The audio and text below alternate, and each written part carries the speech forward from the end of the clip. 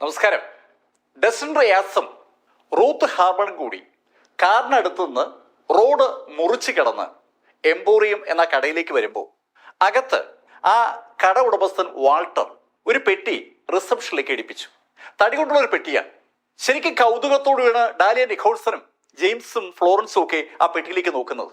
ആ പെട്ടിയിലേക്ക് നോക്കിക്കൊണ്ട് ഫ്ലോറൻസ് ജൂലിയോട് ചോദിച്ചു, ജൂലി, എന്താ ഇത്? ഈ തടിപ്പെട്ടി വാങ്ങിച്ചു കൊടുക്കാനാണോ നീ ഇത്രയും പണം മുടക്കിയത്? സ്വിൻഡനിലെ ഏറ്റവും വലിയ പണക്കാരനാണ് എഡ്വിൻ ഹമ്മർ. അദ്ദേഹത്തിന്റെ മകളുടെ ജന്മദിന ആഘോഷം 10 ദിവസം കഴിഞ്ഞാൽ വരുന്നത്. 10 ദിവസം മുമ്പേ ഹമ്മറുടെ മകൾക്ക് വേണ്ടി ഒരു സമ്മാനം വാങ്ങാനായി ജൂലി ആംബേഴ്സൺ എത്തിയിരിക്കുകയാണ്. സ്വാഭാവികമായിട്ടും ഇത്രയും ദിവസം മുമ്പേ വാങ്ങുന്ന സമ്മാനത്തിന് അതിൻ്റെതായ ഒരു പ്രത്യേകത ഉണ്ടാവണം. പക്ഷെ ഇവിടെ കാണുന്നത് ഒരു തടിപ്പെട്ടിയാണ്. ജൂലി, എന്താ ഇതിനകത്ത്? ആന്റി, ഇത് വളരെ വിലപ്പെട്ട ഒരു ചെടിയാണ്. ചെടിയോ? നീ ഈ $5 ലക്ഷം മുടക്കി വാങ്ങുന്ന ഒരു ചെടിയാണോ? ആരെങ്കിലും ബർത്ത്ഡേക്ക് ചെടി അല്ലെങ്കിൽ സമ്മാനമായിട്ട് കൊടുക്കൂ? ആന്റി, ഇത് വെറും ഒരു ചെടിയല്ല, ഇത് ലൂമിനാന്ത് റൂട്ടാണ്. ലൂമിനാന്ത് റൂട്ടോ? അങ്ങനെ ഒരു പേര് ഫ്ലോറൻസ് കേട്ടിട്ട് പോലുമില്ല. മാക്സുമായി ബന്ധിപ്പിച്ച് ലൂമിനാന്ത് എന്നൊക്കെയുള്ള വാചകങ്ങൾ കേട്ടിട്ടുണ്ടെങ്കിലും ഒരു ചെടിയുടെ പേരിൽ ലൂമിനാന്ത് എന്ന് ആദ്യമായിട്ടാണ് ഫ്ലോറൻസ് കേൾക്കുന്നത്. ലൂമിനാന്ത് റൂട്ടോ എന്ന് ഫ്ലോറൻസ് ചോദിക്കുമ്പോഴേക്കും തൊട്ടു പുറകേന്ന് ഒരു ശബ്ദം കേട്ടു. അതെ, ലൂമിനാന്ത് റൂട്ട് തിരക്കിയാണ് ഞാൻ വന്നത്. ശബ്ദം കേട്ട് ജൂലി ആംബേഴ്സൺ ഉൾപ്പെടെ എല്ലാവരും തിരിഞ്ഞു നോക്കുമ്പോൾ സുന്ദരിയായ ഒരു ചെറുപ്പക്കാരി ആ ഹാളിലേക്ക് കടന്നു വരികയാണ്. ശരിക്കും ഒരു അടിപൊളി സുന്ദരി. ആ സുന്ദരിയെ കണ്ട് ജെയിംസ് കൗതുകത്തോടുകൂടി ആ സുന്ദരിയെ നോക്കുമ്പോൾ തൊട്ടു പുറകെ അയാൾക്ക് പരിചയമുള്ള ഒരാൾ കടന്നു വന്നു. അത് മറ്റാരുമല്ല, സാക്ഷാൽ ഡസ്റ്റിൻ റിയാസ് ആണ്. ഡസ്റ്റിൻ റിയാസിനൊപ്പമാണ് ആ സുന്ദരി വന്നതെന്ന് കണ്ടപ്പോൾ ജെയിംസിന് പെട്ടെന്നൊരു അസ്വസ്ഥ ഫീൽ ചെയ്തു. ഇവന് ഇത് എവിടെ നിന്നാണ് ഈ പെമ്പിളരൊക്കെ കിട്ടുന്നത്? നടാഷ ഹാർമൺ സ്വിൻഡനിലെ എല്ലാവരും അറിയുന്ന സുന്ദരിയാണ്. നടാഷ ഹാർമണെ ജെയിംസ് നേരത്തെ കണ്ടിട്ടുണ്ടായിരുന്നില്ല. പക്ഷേ നടാഷ ഹാർമണെ കുറിച്ച് ജെയിംസ് ഒരുപാട് കേട്ടിട്ടുണ്ടായിരുന്നു. ഹാർമൺ കുടുംബത്തിന്റെ ആ അയൺ ലേഡി സൗന്ദര്യം കൊണ്ട് ആരെയും കവച്ചു വെക്കുമെന്ന് അവൻ കേട്ടിട്ടുള്ളതാണ്. അവന്റെ സഹോദരി ഡാലിക്കൊപ്പം നിൽക്കാൻ കപ്പാസിറ്റി ഉള്ള സുന്ദരിയാണ് നടാഷ. ആ നടാഷയെ പോലും ഡസ്റ്റിൻ വളച്ചെടുത്തിരിക്കുകയാണ്. ഇപ്പൊ ഇതാ വേറൊരു പെൺകുട്ടി. ഇവൻ എവിടെ നിന്നായി പെമ്പിളരൊക്കെ കിട്ടുന്നത്? ജെയിംസിന്റെ ചിന്ത അങ്ങനെയാണെങ്കിൽ ഡാലിയുടെ മുഖത്ത് ശരിക്കും ഒരു കൗതുകമാണ്. സ്ത്രീകളുമായി അടുത്ത് അധികം ഇടപഴകാത്ത ഒരു വ്യക്തിയായിരുന്നു നേരത്തെ ഡസ്റ്റിൻ റിയാസ്. അവളുടെ വിവാഹമോചനം യഥാർത്ഥത്തിൽ ഔദ്യോഗികമായി അംഗീകരിക്കപ്പെട്ടിട്ട് പോലുമില്ല. ഡസ്റ്റിന് ഒപ്പിട്ട് കൊടുത്ത വിവാഹമോചന കരാറ് ഡാലിയുടെ കൈവശം തന്നെ ഇരിക്കുന്നതേ ഉള്ളൂ. അത് ഇതുവരെയും കോർട്ടിൽ പ്രൊഡ്യൂസ് ചെയ്തിട്ടില്ല. അതിനു മുമ്പ് ഇതാ ഡസ്റ്റിൻ സുന്ദരികളുമായി കറങ്ങി നടക്കുകയാണ്. തികഞ്ഞ ഒരു പ്ലേ ബോയ് ആയി ഡസ്റ്റിൻ റിയാസ് മാറിയോ എന്നൊരു സംശയം ഡാലിയുടെ മനസ്സിലേക്ക് വന്നതും ജൂലി ആംബേഴ്സൺ റൂത്ത് ഹാർമണോട് പറഞ്ഞു, അതെ, ലൂമിനാന്ത് റൂട്ട് അങ്ങനെ ആർക്കും വാങ്ങാൻ പറ്റുന്ന ഒന്നല്ല. ഹേയ്, ഇയാളെന്തായി പറയുന്നേ? ഞാൻ ലൂമിനാന്ത് റൂട്ട് വാങ്ങാൻ വന്നതാണ്. എനിക്ക് അത് വാങ്ങാനുള്ള അർഹതയുണ്ട്. നിങ്ങൾക്ക് അർഹത ഉണ്ടോ ഇല്ലയോ എന്നുള്ളതല്ല, പക്ഷെ ഇവിടെ നിന്ന് ഇപ്പൊ വാങ്ങാൻ പറ്റില്ലെന്നാണ് ഞാൻ പറഞ്ഞത്.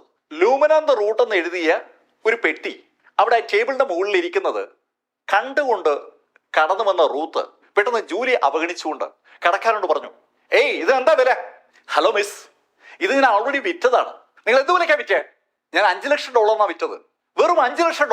ഞാൻ നിങ്ങൾക്ക് $8 ലക്ഷം തരാം. $5 ലക്ഷം ആ ലൂമിനാന്ത് റൂട്ട് വാങ്ങിച്ച ജൂലി ആംബേഴ്സിനെ ഞെട്ടിച്ചുകൊണ്ട് റൂത്ത് ഹാർമൺ പെട്ടെന്ന് ആ ചെടിയുടെ വില 8 ലക്ഷമാക്കി ഉയർത്തിയപ്പോൾ ഞെട്ടിയിരിക്കുന്നത് ഫ്ലോറൻസ് ആണ്. ഫ്ലോറൻസിന്റെ ഞെട്ടൽ ഒന്നുകൂടി വലുതാക്കിക്കൊണ്ട് ജൂലി ഉടൻ പറഞ്ഞു, 8 ലക്ഷോ? ഞാനെങ്കിൽ 1 മില്യൺ മുടക്കും. റൂത്ത് ഹാർമണും ജൂലി ആംബേഴ്സണും ആ ചെടിയുടെ വില പെട്ടെന്ന് ഉയർത്തിയതും കടക്കാരനായ വാൾട്ടേഴ്സ് വല്ലാത്തൊരു അമ്പരപ്പോടുകൂടിയാണ് ആ കാഴ്ച കാണുന്നത്. ഒരു മത്സരം ഇതാ സ്റ്റാർട്ട് ചെയ്യുകയാണ്. ജൂലി ആംബേഴ്സൺ പെട്ടെന്ന് 1 മില്യൺ പറഞ്ഞപ്പോ ഒരു തീ ആളിയത് സാക്ഷാൽ ഫ്ലോറൻസിന്റെ നെഞ്ചിലൂടെയാണ്. അവരുടെ കാർഡിലെ പണമാണ് പോകാൻ പോകുന്നത്. ജൂലിയുടെ കയ്യിൽ പണമൊന്നും കാണില്ല. ഉണ്ടെങ്കിൽ തന്നെ അവൾ മുടക്കത്തുമില്ല. അക്കാര്യം ഫ്ലോറൻസ് നന്നായിട്ട് അറിയാം. ജൂലി ആംബേഴ്സൺ 1 മില്യൺ പറഞ്ഞപ്പോ കടക്കാരന്റെ മുഖത്ത് ശരിക്കൊരു പുഞ്ചിരി വിരിയുകയാണ്. ഏയ്, നിങ്ങൾ തമ്മിൽ മത്സരിക്കുകയാണെങ്കിൽ നമുക്കിതൊരു ലേലമാക്കാം. കേൾക്കേണ്ട താമസം റൂത്ത് ഹാർമൺ വാൾട്ടറോട് പറഞ്ഞു, ഞാനേ ഇതിന് 1.3 മില്യൺ മുടക്കാൻ തയ്യാറാണ്. 1.3 മില്യണോ? 1.3 മില്യൺ റൂത്ത് മുടക്കാന്ന് പറഞ്ഞതും ജൂലി ഉടൻ തന്നെ പറഞ്ഞു, 1.5 മില്യൺ, 1.7 മില്യൺ, 2 മില്യൺ. ജൂലി ആംബേഴ്സൺ വിട്ടുകൊടുക്കാതെ അങ്ങനെ വാശിയോടെ ലേലം വിളിക്കുമ്പോൾ വിളിക്കുകയാണ്. $2 മില്യൺ ജൂലി അംബേഴ്സൺ പറഞ്ഞതും റൂത്ത് അതിൽ കൂട്ടി വിളിക്കാനായി വാ തുറന്നതാണ്. പെട്ടെന്ന് ഡസ്റ്റിൻ റൂത്തിന്റെ കൈ കയറി പിടിച്ചു. റൂത്ത് വേണ്ട, വിട്ടേക്ക്. ഡസ്റ്റിൻ ഡിയാസ് വേണ്ട എന്ന് പറഞ്ഞതുകൊണ്ട് റൂത്ത് കൂടുതൽ വിളിച്ചില്ല. ശരിക്കും വിജയശ്രീലാളിതയായി ജൂലി അംബേഴ്സൺ റൂത്തിനെ നോക്കിയിട്ട് റൂത്തിനോട് പറഞ്ഞു, നീ ആരെന്ന് കരുതിയിട്ട് എന്നോട് മത്സരിക്കാൻ ഇറങ്ങിയത്? നിന്നെപ്പോലുള്ള ആൾക്കാർക്ക് സ്വപ്നം കാണാൻ കഴിയുന്ന ഒന്നല്ല ഈ ലൂമിനാന്ത് റൂട്ട്. അവൾക്കെതിരെ ലേലം വിളിച്ചത് ഹാർമൺ കുടുംബത്തിലെ റൂത്ത് ആണെന്നുള്ള കാര്യം അറിഞ്ഞുകൂടാതെയാണ് ജൂലി സംസാരിക്കുന്നത്. ജൂലി ശരിക്കും അവൾ വിജയത്തെ ആഘോഷമാക്കി മാറ്റുകയാണ്. ശരിക്കും തലയെടുപ്പോടുകൂടി ജൂലി ഫ്ലോറൻസിന്റെ കയ്യിൽ നിന്ന് ആ കാർഡ് വാങ്ങിച്ച് വാൾട്ടറുടെ കയ്യിലേക്ക് കൊടുത്തു. 5 ലക്ഷമല്ല, 2 മില്യൺ എടുത്തോളൂ. യഥാർത്ഥത്തിൽ ആ കാർഡിൽ നിന്ന് പിൻവലിക്കാൻ കഴിയുന്ന മാക്സിമം എമൗണ്ട് ആ 2 മില്യൺ ആണ്. ഫ്ലോറൻസിന്റെ അക്കൗണ്ടിലെ മുഴുവൻ സംഖ്യയും ഇതാ ജൂലി പിൻവലിക്കുകയാണ്. എന്ത് ചെയ്യണമെന്നറിയാതെ നിശബ്ദയായി ഫ്ലോറൻസ് ആ കടക്കാരൻ കൊണ്ടുപോകുന്ന കാർഡിലേക്ക് തന്നെ നോക്കുകയാണ്. അവരുടെ മുഴുവൻ സമ്പാദ്യവും ഇതാ ഒലിച്ചു പോവുകയാണ്. ഏകദേശം ഒരു 1/2 മിനിറ്റ് കഴിഞ്ഞ് കാണേ ഉള്ളൂ. അപ്പോഴേക്കും ആ കടക്കാരൻ മടങ്ങിയെത്തി. ഫ്ലോറൻസിന്റെ കാർഡിൽ നിന്ന് പണം എടുത്തു കഴിഞ്ഞതും അയാൾ ആ പെട്ടി ജൂലിയുടെ കയ്യിലേക്ക് വെച്ചു കൊടുത്തു. ജൂലി ആ പെട്ടി അവിടെയുള്ള ഒരു ടേബിളിന്റെ മുകളിലേക്ക് വെച്ചു. ജൂലി ആ പെട്ടി ആ ടേബിളിന്റെ മുകളിലേക്ക് വെച്ചതും ഡാലിയ ജൂലിയോട് ചോദിച്ചു, ജൂലി, സത്യത്തിൽ നീ വാങ്ങിച്ച സാധനം എന്താണ്? ഞങ്ങളാരും കണ്ടിട്ടോ കേട്ടിട്ടോ ഇല്ലാത്ത സാധനമാണല്ലോ നീ വാങ്ങിച്ചിരിക്കുന്നത്. ഡാലിയ, ഞാൻ ഇപ്പൊ കാണിക്കാം. അങ്ങനെ പറഞ്ഞുകൊണ്ട് ജൂലി ആ പെട്ടിയുടെ മൂടി അഴിച്ചു. അകത്ത് ഒരു മഞ്ഞയും ചുവപ്പും കലർന്ന നിറത്തിലുള്ള ഒരു ചെടിയുണ്ട്. ഒരു ഉണങ്ങിയ ചെടിയാണ്.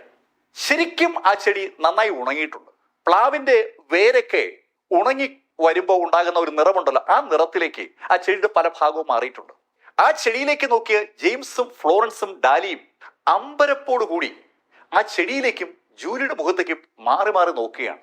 ശരിക്കും ഉണങ്ങിയ ഒരു ചെടിയാണ് ഇപ്പൊ അതിനകത്ത് ഇരിക്കുന്നത്. ഉണങ്ങിയ ചെടി എന്ന് പറയുമ്പോൾ അതിന്റെ അർത്ഥം ആ ചെടി പട്ടുപോയിരിക്കുന്നു എന്നാണ്.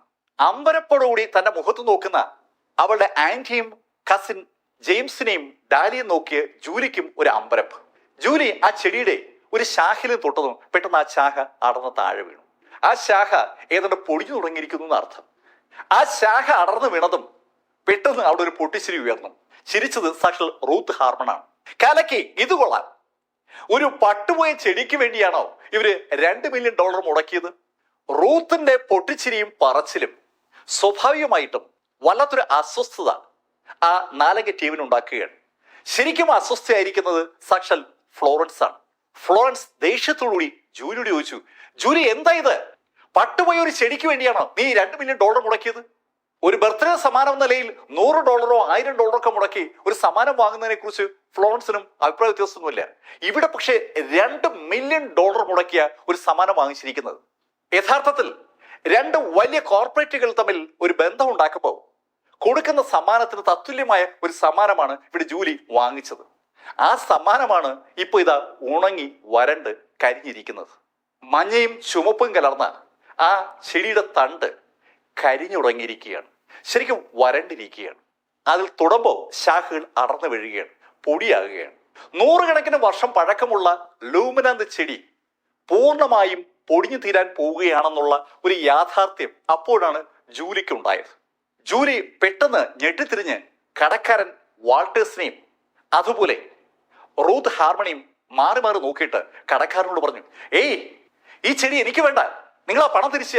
ഹേയ്, അത് പറ്റത്തില്ല. ഒരിക്കൽ വിറ്റ സാധനം ഞാൻ തിരിച്ചെടുക്കത്തില്ല. വിറ്റ സാധനം തിരിച്ചെടുക്കില്ലെന്നോ? നിങ്ങളുടെ കടയിൽ തന്നെയല്ലേ ഈ സാധനം ഇരിക്കുന്നത്? ഞാൻ ഇപ്പൊ കൊണ്ട് പണം നൽകിയല്ലോ, നിങ്ങൾ ആ പണം തിരിച്ച. ഹലോ, ഞാൻ പറയേണ്ടത് പറഞ്ഞു. നിങ്ങൾ എൻ്റെ കയ്യിൽ നിന്ന് പണം മുടക്കി സാധനം വാങ്ങി. ആ സാധനം നിങ്ങളാണ് പൊട്ടിച്ചത്.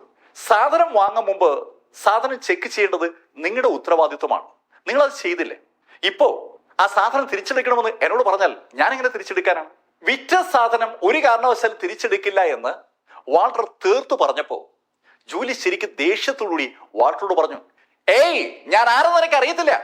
അങ്ങനെ ജൂലി ശരിക്കും ദേഷ്യത്തോട് പറഞ്ഞപ്പോ വാൾട്ടറുടെ ആ കടയുടെ ഉള്ളിൽ നിന്ന് ചില ആളുകൾ അവരുടെ അടുത്തേക്ക് വന്നു. വരുന്ന ആളുകളെ കണ്ടതും ജൂലി പെട്ടെന്ന് ഒന്ന് നിന്നു. ശരിക്കും പൊട്ടിത്തെറിച്ച് സംസാരിക്കാനായി തുടങ്ങിയ ജൂലിയാണ് പെട്ടെന്നൊന്ന് നിന്നത്. കാരണം വന്നവർ ആ ഷോപ്പിലെ ഗുണ്ടകൾ എന്ന് വിളിക്കാൻ കഴിയുന്ന സപ്ലയേഴ്സ് ആണ്. കണ്ടാൽ തന്നെ അറിയാം അവന്മാര് ചില്ലറക്കാരല്ലാതെ. ജൂലി എന്ന് നോക്കിയിട്ട് വാൾട്ടർ ജൂലിയോട് പറഞ്ഞു, നോക്കെ, ശബ്ദമുണ്ടാക്കാതെ പ്രശ്നമുണ്ടാക്കാതെ പെട്ടിയുമായിട്ട് വേഗം സ്ഥലം വിടുക. കടക്കാരൻ സാധനം തിരിച്ചെടുക്കില്ല എന്ന് പൂർണ്ണ ബോധ്യമായതും ജൂലി പെട്ടെന്ന് റൂത്തിന് നേരെ തിരിഞ്ഞു. ഹലോ, ഏയ് സുന്ദരി, നേരത്തെ ഞാൻ 2 മില്യൺ പറഞ്ഞപ്പോ നിങ്ങൾ കൂട്ടി വിളിക്കാൻ പോയതല്ലേ, ഞാനിത് നിങ്ങൾക്ക് തരാം. അതുകൊള്ളാലോ, ഞാനേ 2 മില്യൺ മുടക്കി അപ്പൊ വാങ്ങാൻ തീരുമാനിച്ച ശരിയാണ്, പക്ഷെ ഞാനിപ്പോ വേണ്ടാന്ന് വെച്ചിരിക്കുകയാണ്. ഹലോ, 2 മില്യൺ വേണ്ട, എനിക്കൊരു 1.8 തന്നാ മതി. ജൂലി അത് പറഞ്ഞതും ഫ്ലോറൻസും കൂടെ കൂടി അതെ അതെ 1.8 മതി. ഏയ് എനിക്ക് വേണ്ട. ഹലോ, 1.5 തന്നാ മതി. ഫ്ലോറൻസും റൂത്തും ഒന്നിച്ച് പറയുകയാണ്. ഏയ് വേണ്ടാന്നേ, നിങ്ങൾ എന്താ ഈ പറയുന്ന? ഈ പട്ടുപോയി ചെടിക്ക് ഞാനെന്തിനാ പണം മുടക്കുന്നത്? ഇതുകൊണ്ട് എനിക്കെന്താ ഗുണം? ഹലോ, ഇത് ഭയങ്കര ഗുണമുള്ള സാധനമാണ്. പട്ടുപോയെങ്കിലും ഇതൊരു സംഭവമാണ്. ഫ്ലോറൻസ് അവളുടെ അറിവ് മുഴുവൻ എടുത്ത് പ്രകടിപ്പിക്കാൻ ശ്രമത്തിലാണ്. അത് ഭയങ്കര സംഭവമാണ്. അത് പട്ടുപോയാലും വീട്ടിൽ വെച്ചിരിക്കും. ഫ്ലോറൻസ് അത് പറഞ്ഞതും റൂത്ത് ഒന്ന് ചിരിച്ചു. ഹലോ ആന്റി, അങ്ങനെയാണെങ്കിൽ നിങ്ങൾക്ക് ഇതുകൊണ്ട് വീട്ടിൽ വെച്ചൂടെ? റൂത്തിനെ സ്വാധീനിക്കാൻ വേണ്ടി ഫ്ലോറൻസും അതുപോലെ ജൂലിയും മാറി മാറി വില പറയുകയാണ്. 1.5 1.2 1 മില്യനും 1 മില്യനിൽ നിന്ന് കുറഞ്ഞ് $8 ലക്ഷം അവിടുന്ന് കുറഞ്ഞ് $5 ലക്ഷം എത്തി. $5 ലക്ഷം എന്ന് പറയുമ്പോൾ സ്വാഭാവികമായിട്ടും വാങ്ങിയ വിലയുടെ 1/4 ആകുന്നുള്ളൂ. അവര് $5 ലക്ഷം എന്ന് പറഞ്ഞപ്പോ റൂത്ത് അവരോട് പറഞ്ഞു, നോക്ക്, എനിക്കിത് വേണ്ട, നിങ്ങൾ മറ്റാരെങ്കിലും പോയി കോണ്ടാക്ട് ചെയ്യും. റൂത്ത് അങ്ങനെ പറഞ്ഞതും പെട്ടെന്ന് ഡസൻ റിയാസ് പറഞ്ഞു, ഹലോ, $5 ലക്ഷം ആണെങ്കിൽ ഞാനിത് വാങ്ങിച്ചോളാം. ഡസൻ അങ്ങനെ പറഞ്ഞതും റൂത്ത് ഡസ്റ്റിനോട് ചോദിച്ചു, മിസ്റ്റർ റിയാസ് എന്താ ഇത്? റൂത്ത്, കുഴപ്പമില്ല, $5 ലക്ഷം. മിസ്റ്റർ റിയാസ്, നിങ്ങളുടെ കയ്യിൽ അതിന് പണമുണ്ടോ? എന്റെ കയ്യിൽ പണമില്ല, പക്ഷേ റൂത്തിന്റെ കയ്യിലുണ്ടല്ലോ. ഡസൻ പറഞ്ഞത് വാസ്തവമാണ്. ഡസന്റെ കയ്യിൽ പണമില്ലെങ്കിലും പണം റൂത്തിന്റെ കയ്യിലുണ്ട്. റൂത്ത് ആ പണം ഡസന് കൊടുക്കണമെന്നാണ് ഡസൻ പറഞ്ഞു വരുന്നത്. ഡസൻ അങ്ങനെ പറഞ്ഞപ്പോ ഡാലിയ ഡസനോട് പറഞ്ഞു, ഡസൻ എന്താ ഇത്? ഒരു ഉപയോഗമില്ലാത്ത ഈ ചെടിക്ക് വേണ്ടി നിങ്ങൾ എന്തിനാ $5 ലക്ഷം മുടക്കുന്നത്? ഡാലിയയുടെ അമ്മ ഫ്ലോറൻസും അവളുടെ കസിൻ ജൂലിയും കൂടി എങ്ങനെയും ആ ചെടി ഡസന്റെ മുകളിൽ അടിച്ചേൽപ്പിക്കാൻ മനസ്സുകൊണ്ട് തയ്യാറാകുമ്പോഴാണ് ഡാലിയ ഇടയ്ക്ക് കയറുന്നത്. ഡാലിയുടെ സംഭാഷണം കേട്ടതും ഫ്ലോറൻസ് ഡാലിയോട് പറഞ്ഞു, ഏയ് ഡാലിയ, നീ എന്തായി കാണിക്കുന്നേ? ഡസന് ശരിക്ക് ആവശ്യമുള്ളതുകൊണ്ടല്ലേ ഡസൻ ഇത് വാങ്ങുന്നത്? ഒരാളൊരു സാധനം വാങ്ങാൻ വരുമ്പോ കയറി തടസ്സപ്പെടുത്തുകയാണോ? അമ്മയുടെ കബളിപ്പിക്കൽ പരിപാടി എന്നെടുത്ത് വേണ്ട. അപ്പൊ ഡസനെ കബളിപ്പിക്കാനാണ് ശ്രമിക്കുന്നതെന്ന് എനിക്ക് നന്നായിട്ട് അറിയാം. ആ വെള്ളം അങ്ങ് വാങ്ങി വെച്ചേ. ഡസൻ എന്തായാലും ഇതൊന്നും വാങ്ങത്തില്ല. ഡസൻ ഇത് വാങ്ങണ്ട.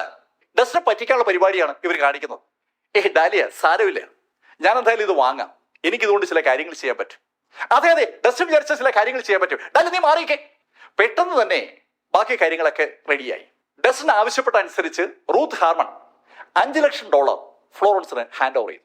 $2 മില്യൺ വില കൊടുത്ത് വാങ്ങിച്ച ആ ലൂമിനാന്ത് റൂട്ട് വെറും $5 ലക്ഷം ഫ്ലോറൻസ് വിൽക്കാൻ നിർബന്ധിതയായിരിക്കുകയാണ്. അവളുടെ സഹോദരിയുടെ മകൾ ജൂലി അംബേഴ്സൺ കാരണമാണ് ഈ അബദ്ധമൊക്കെ പറ്റിയത്. ഈ സമയം മുഴുവൻ നിശബ്ദനായി നിന്ന ജെയിംസ് ശരിക്കും ദേഷ്യത്തിൽ അവന്റെ അമ്മയോട് പറഞ്ഞു, അമ്മ, ഞാൻ അപ്പോഴേ പറഞ്ഞതാണ് ഇവളുടെ വാക്ക് കേൾക്കരുതെന്ന്. ഇവള് അമ്മയെ ചതിക്കുഴിയിൽ പെടുത്തിയതാണ്. ജൂലിയും ജെയിംസും തമ്മിൽ ശരിക്കും ഒരു ഒരസലുണ്ട്. ഏതാണ്ട് സമപ്രായക്കാരാണ് അവർ രണ്ടുപേരും. ജൂലി ജെയിംസിനെ ഒന്ന് തറപ്പിച്ച് നോക്കിയിട്ട് അവനോട് പറഞ്ഞു, ഇടാ, ഞാൻ ശരിക്കും വിദ്യാഭ്യാസമൊക്കെ നേടിയ ആളാണ്, നീയോ ഒരു സ്കൂൾ ഡ്രോപ്പ് ഔട്ടാണ്.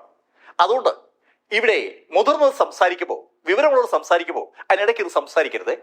കിട്ടിയ സമയത്ത് ജെയിംസിന്റെ എഡ്യൂക്കേഷൻ ക്വാളിഫിക്കേഷനെ ബേസ് ചെയ്തുകൊണ്ട് ഒരു കൊട്ട് ജൂലി ഇങ്ങ് കൊടുത്തതാണ്.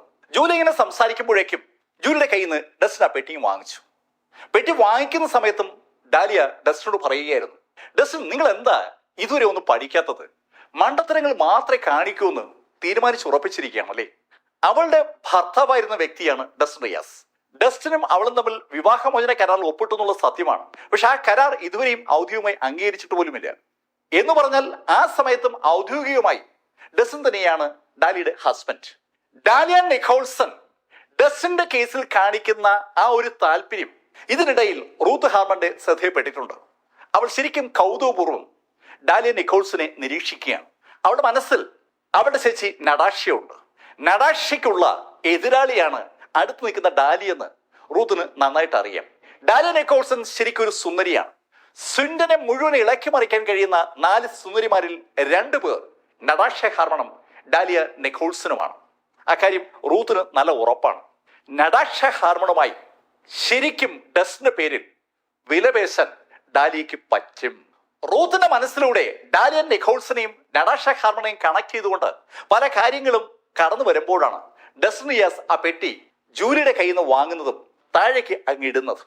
ആ തടിപ്പെട്ടി താഴേക്ക് വീണതും ശരിക്കും ശ്വാസം നിലച്ചതുപോലെയായി പോയി കൂടെയുള്ള ആളുകൾ. ശരിക്കും ഒരു അമ്പരപ്പ ഡാലിയൻ നിക്കോൾസിന്റെ മുഖത്തുണ്ട്. ഡസ്റ്റിൻ എന്തായി കാണിച്ചേ? അതേ ചോദ്യം റൂത്ത് ഹാർമണും ചോദിക്കുകയാണ്. മിസ്റ്റർ റിയാസ്, എന്താ ഇത്? $5 ലക്ഷം മുടക്കി വാങ്ങിച്ച ആ പെട്ടിയും ചെടിയും ഡസ്റ്റിൻ ഇതാ നശിപ്പിച്ചിരിക്കുകയാണ്. ജെയിംസും ഫ്ലോറൻസും ജൂലിയും ഒക്കെ തറയിൽ വീണ ആ പെട്ടിയിലേക്ക് നോക്കുകയാണ്. ആ പെട്ടി ചിന്ന ഭിന്നമായിട്ടുണ്ട്. അകത്തുണ്ടായിരുന്ന ചെടിയും ഏതാണ്ട് പൊടിഞ്ഞതുപോലെയാണ്. നേരത്തെ ജൂലി ആ ചെടിയുടെ ഒരു ശാഖയെ തൊട്ടപ്പോൾ ആ ശാഖ അടർന്നു വീണതാണ്. പൊടിഞ്ഞു തുടങ്ങിയിരുന്ന ആ ചെടി ഡസ്റ്റിൻ താഴേക്കിട്ടോടുകൂടി വെറും ഒരു കൂമ്പാരമായിരിക്കുകയാണ്, പൊടിയുടെ കൂമ്പാരം. ആ കടയുടെ ഫ്ലോറിൽ തറയിൽ ഒരു പൊടിയുടെ കൂമ്പാരമാണ്. ആ കൂമ്പാരത്തിൽ അവിടെ ഇവിടെയായി ആ തടിപ്പെട്ടിയുടെ കഷ്ണങ്ങൾ പൊങ്ങി നിൽപ്പുണ്ട്. വിശ്വസിക്കാനാവാതെ കടക്കാരനായ വാൾട്ടറും കടയിലെ ജീവനക്കാരും ഡാലിയും ഗ്രൂപ്പും റൂത്തും ഒക്കെ അങ്ങനെ നോക്കി നിൽക്കുമ്പോൾ ഡസ്റ്റിൻ തറയിലേക്ക് കുനിഞ്ഞു. തറയിലേക്ക് ഡസ്റ്റിൻ കുനിയുന്ന കണ്ടപ്പോൾ ഫ്ലോറൻസിന്റെ മനസ്സിൽ എന്ത് ആണ് എന്ന് തിരിച്ചറിയാൻ പറ്റാത്ത ഒരു വികാരം കടന്നു വരികയാണ്. അവളാണല്ലോ ഇപ്പൊ $5 ലക്ഷം റൂത്തിന്റെ കയ്യിൽ നിന്ന് വാങ്ങിച്ചത്. $5 ലക്ഷം കൊടുത്ത് അവളുടെ കയ്യിൽ നിന്ന് ഡസ്റ്റിൻ വാങ്ങിച്ച ചെടി ഡസ്റ്റിൻ ഇതാ നശിപ്പിച്ചിരിക്കുന്നു. ഇവന് സത്യത്തിൽ വട്ടായോ?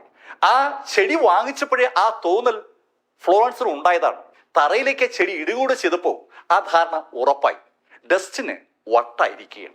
ഡാലിയൻ നിക്കോൾസിനെ ഡൈവേഴ്സ് ചെയ്തതിന്റെ ഫലമായി ഡസ്റ്റിന് വട്ടായതാണെന്നുള്ളൊരു ധാരണ കൂടി പെട്ടെന്ന് ഫ്ലോറൻസിന് മനസ്സിലേക്ക് വരികയാണ്. ആ ധാരണ മനസ്സിലേക്ക് വന്നതും അവരുടെ കണ്ണുകൾ ജെയിംസിന്റെ കണ്ണിന് നേരെ തിരിഞ്ഞു. ജെയിംസിന്റെ മനസ്സിലും ഏതാണ്ട് അതേ ചിന്തയാണ്. ഡസ്റ്റിന് വട്ടായതാണ്. പലതരം ചിന്തകളൂടി ആളുകൾ തറയിലേക്ക് കുനിയുന്ന ഡസ്റ്റിൻ നോക്കുമ്പോൾ ഡസ്റ്റിൻ തറയിലേക്ക് കുനിയുകയും ആ പൊടി പതുക്കെ മാറ്റി തുടങ്ങുകയും ചെയ്തു. പൊടിയുടെ ഒരു ചെറിയ കൂമ്പാരമാണ് അവിടെ ഉണ്ടായിരിക്കുന്നത്. ആ പൊടി പതുക്കെ പതുക്കെ ഡസ്റ്റിൻ മാറ്റുകയാണ്. ഇയാളിത് എന്താ ചെയ്യുന്നത്? അങ്ങനെ ഒരു ചിന്ത അത് കണ്ടുകൊണ്ട് നിൽക്കുന്ന എല്ലാവരുടെ മനസ്സിലേക്ക് വരുമ്പോഴേക്കും ഡസ്റ്റിൻ ആ പൊടിയുടെ കൂമ്പാരം മാറ്റിയിട്ട് അതിന്റെ അകത്തുനിന്ന് ഒരു സാധനം പുറത്തേക്ക് എടുത്തു.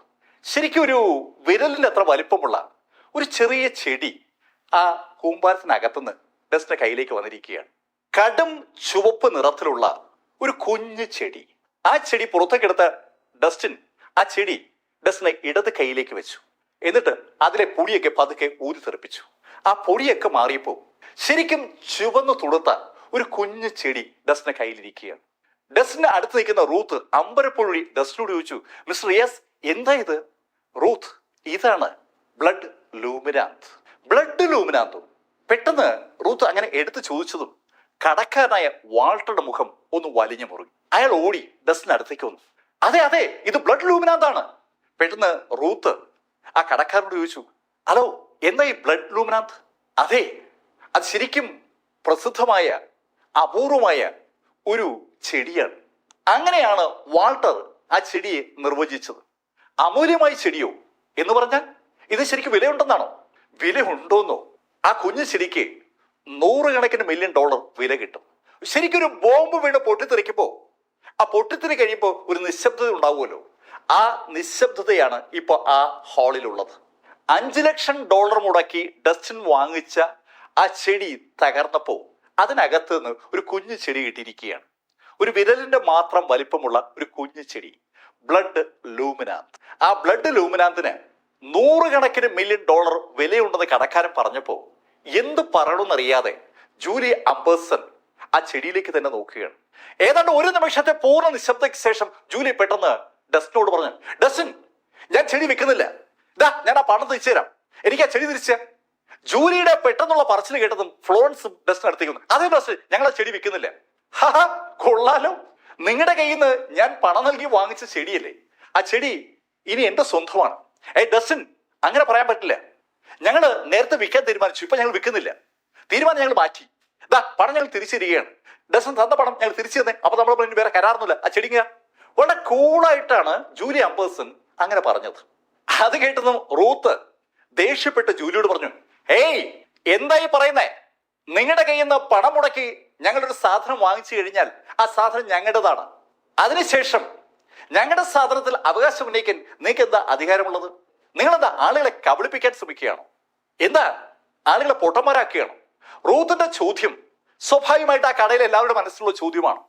റൂത്ത് അങ്ങനെ പറഞ്ഞതും ജൂലി റൂത്തിനോട് പറഞ്ഞു, നോക്ക്, നിങ്ങൾ $5 ലക്ഷം മുടക്കി വാങ്ങിച്ചു എന്നുള്ളത് ശരിയാണ്.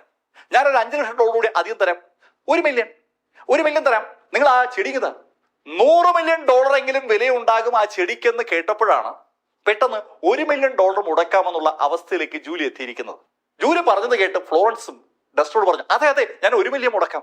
ഏയ്, നിങ്ങൾക്ക് പറഞ്ഞാൽ മനസ്സിലായില്ലേ, ഞാൻ പണം നൽകി വാങ്ങിച്ച സാധനമാണ്, അതിന് എന്റേതാണ്.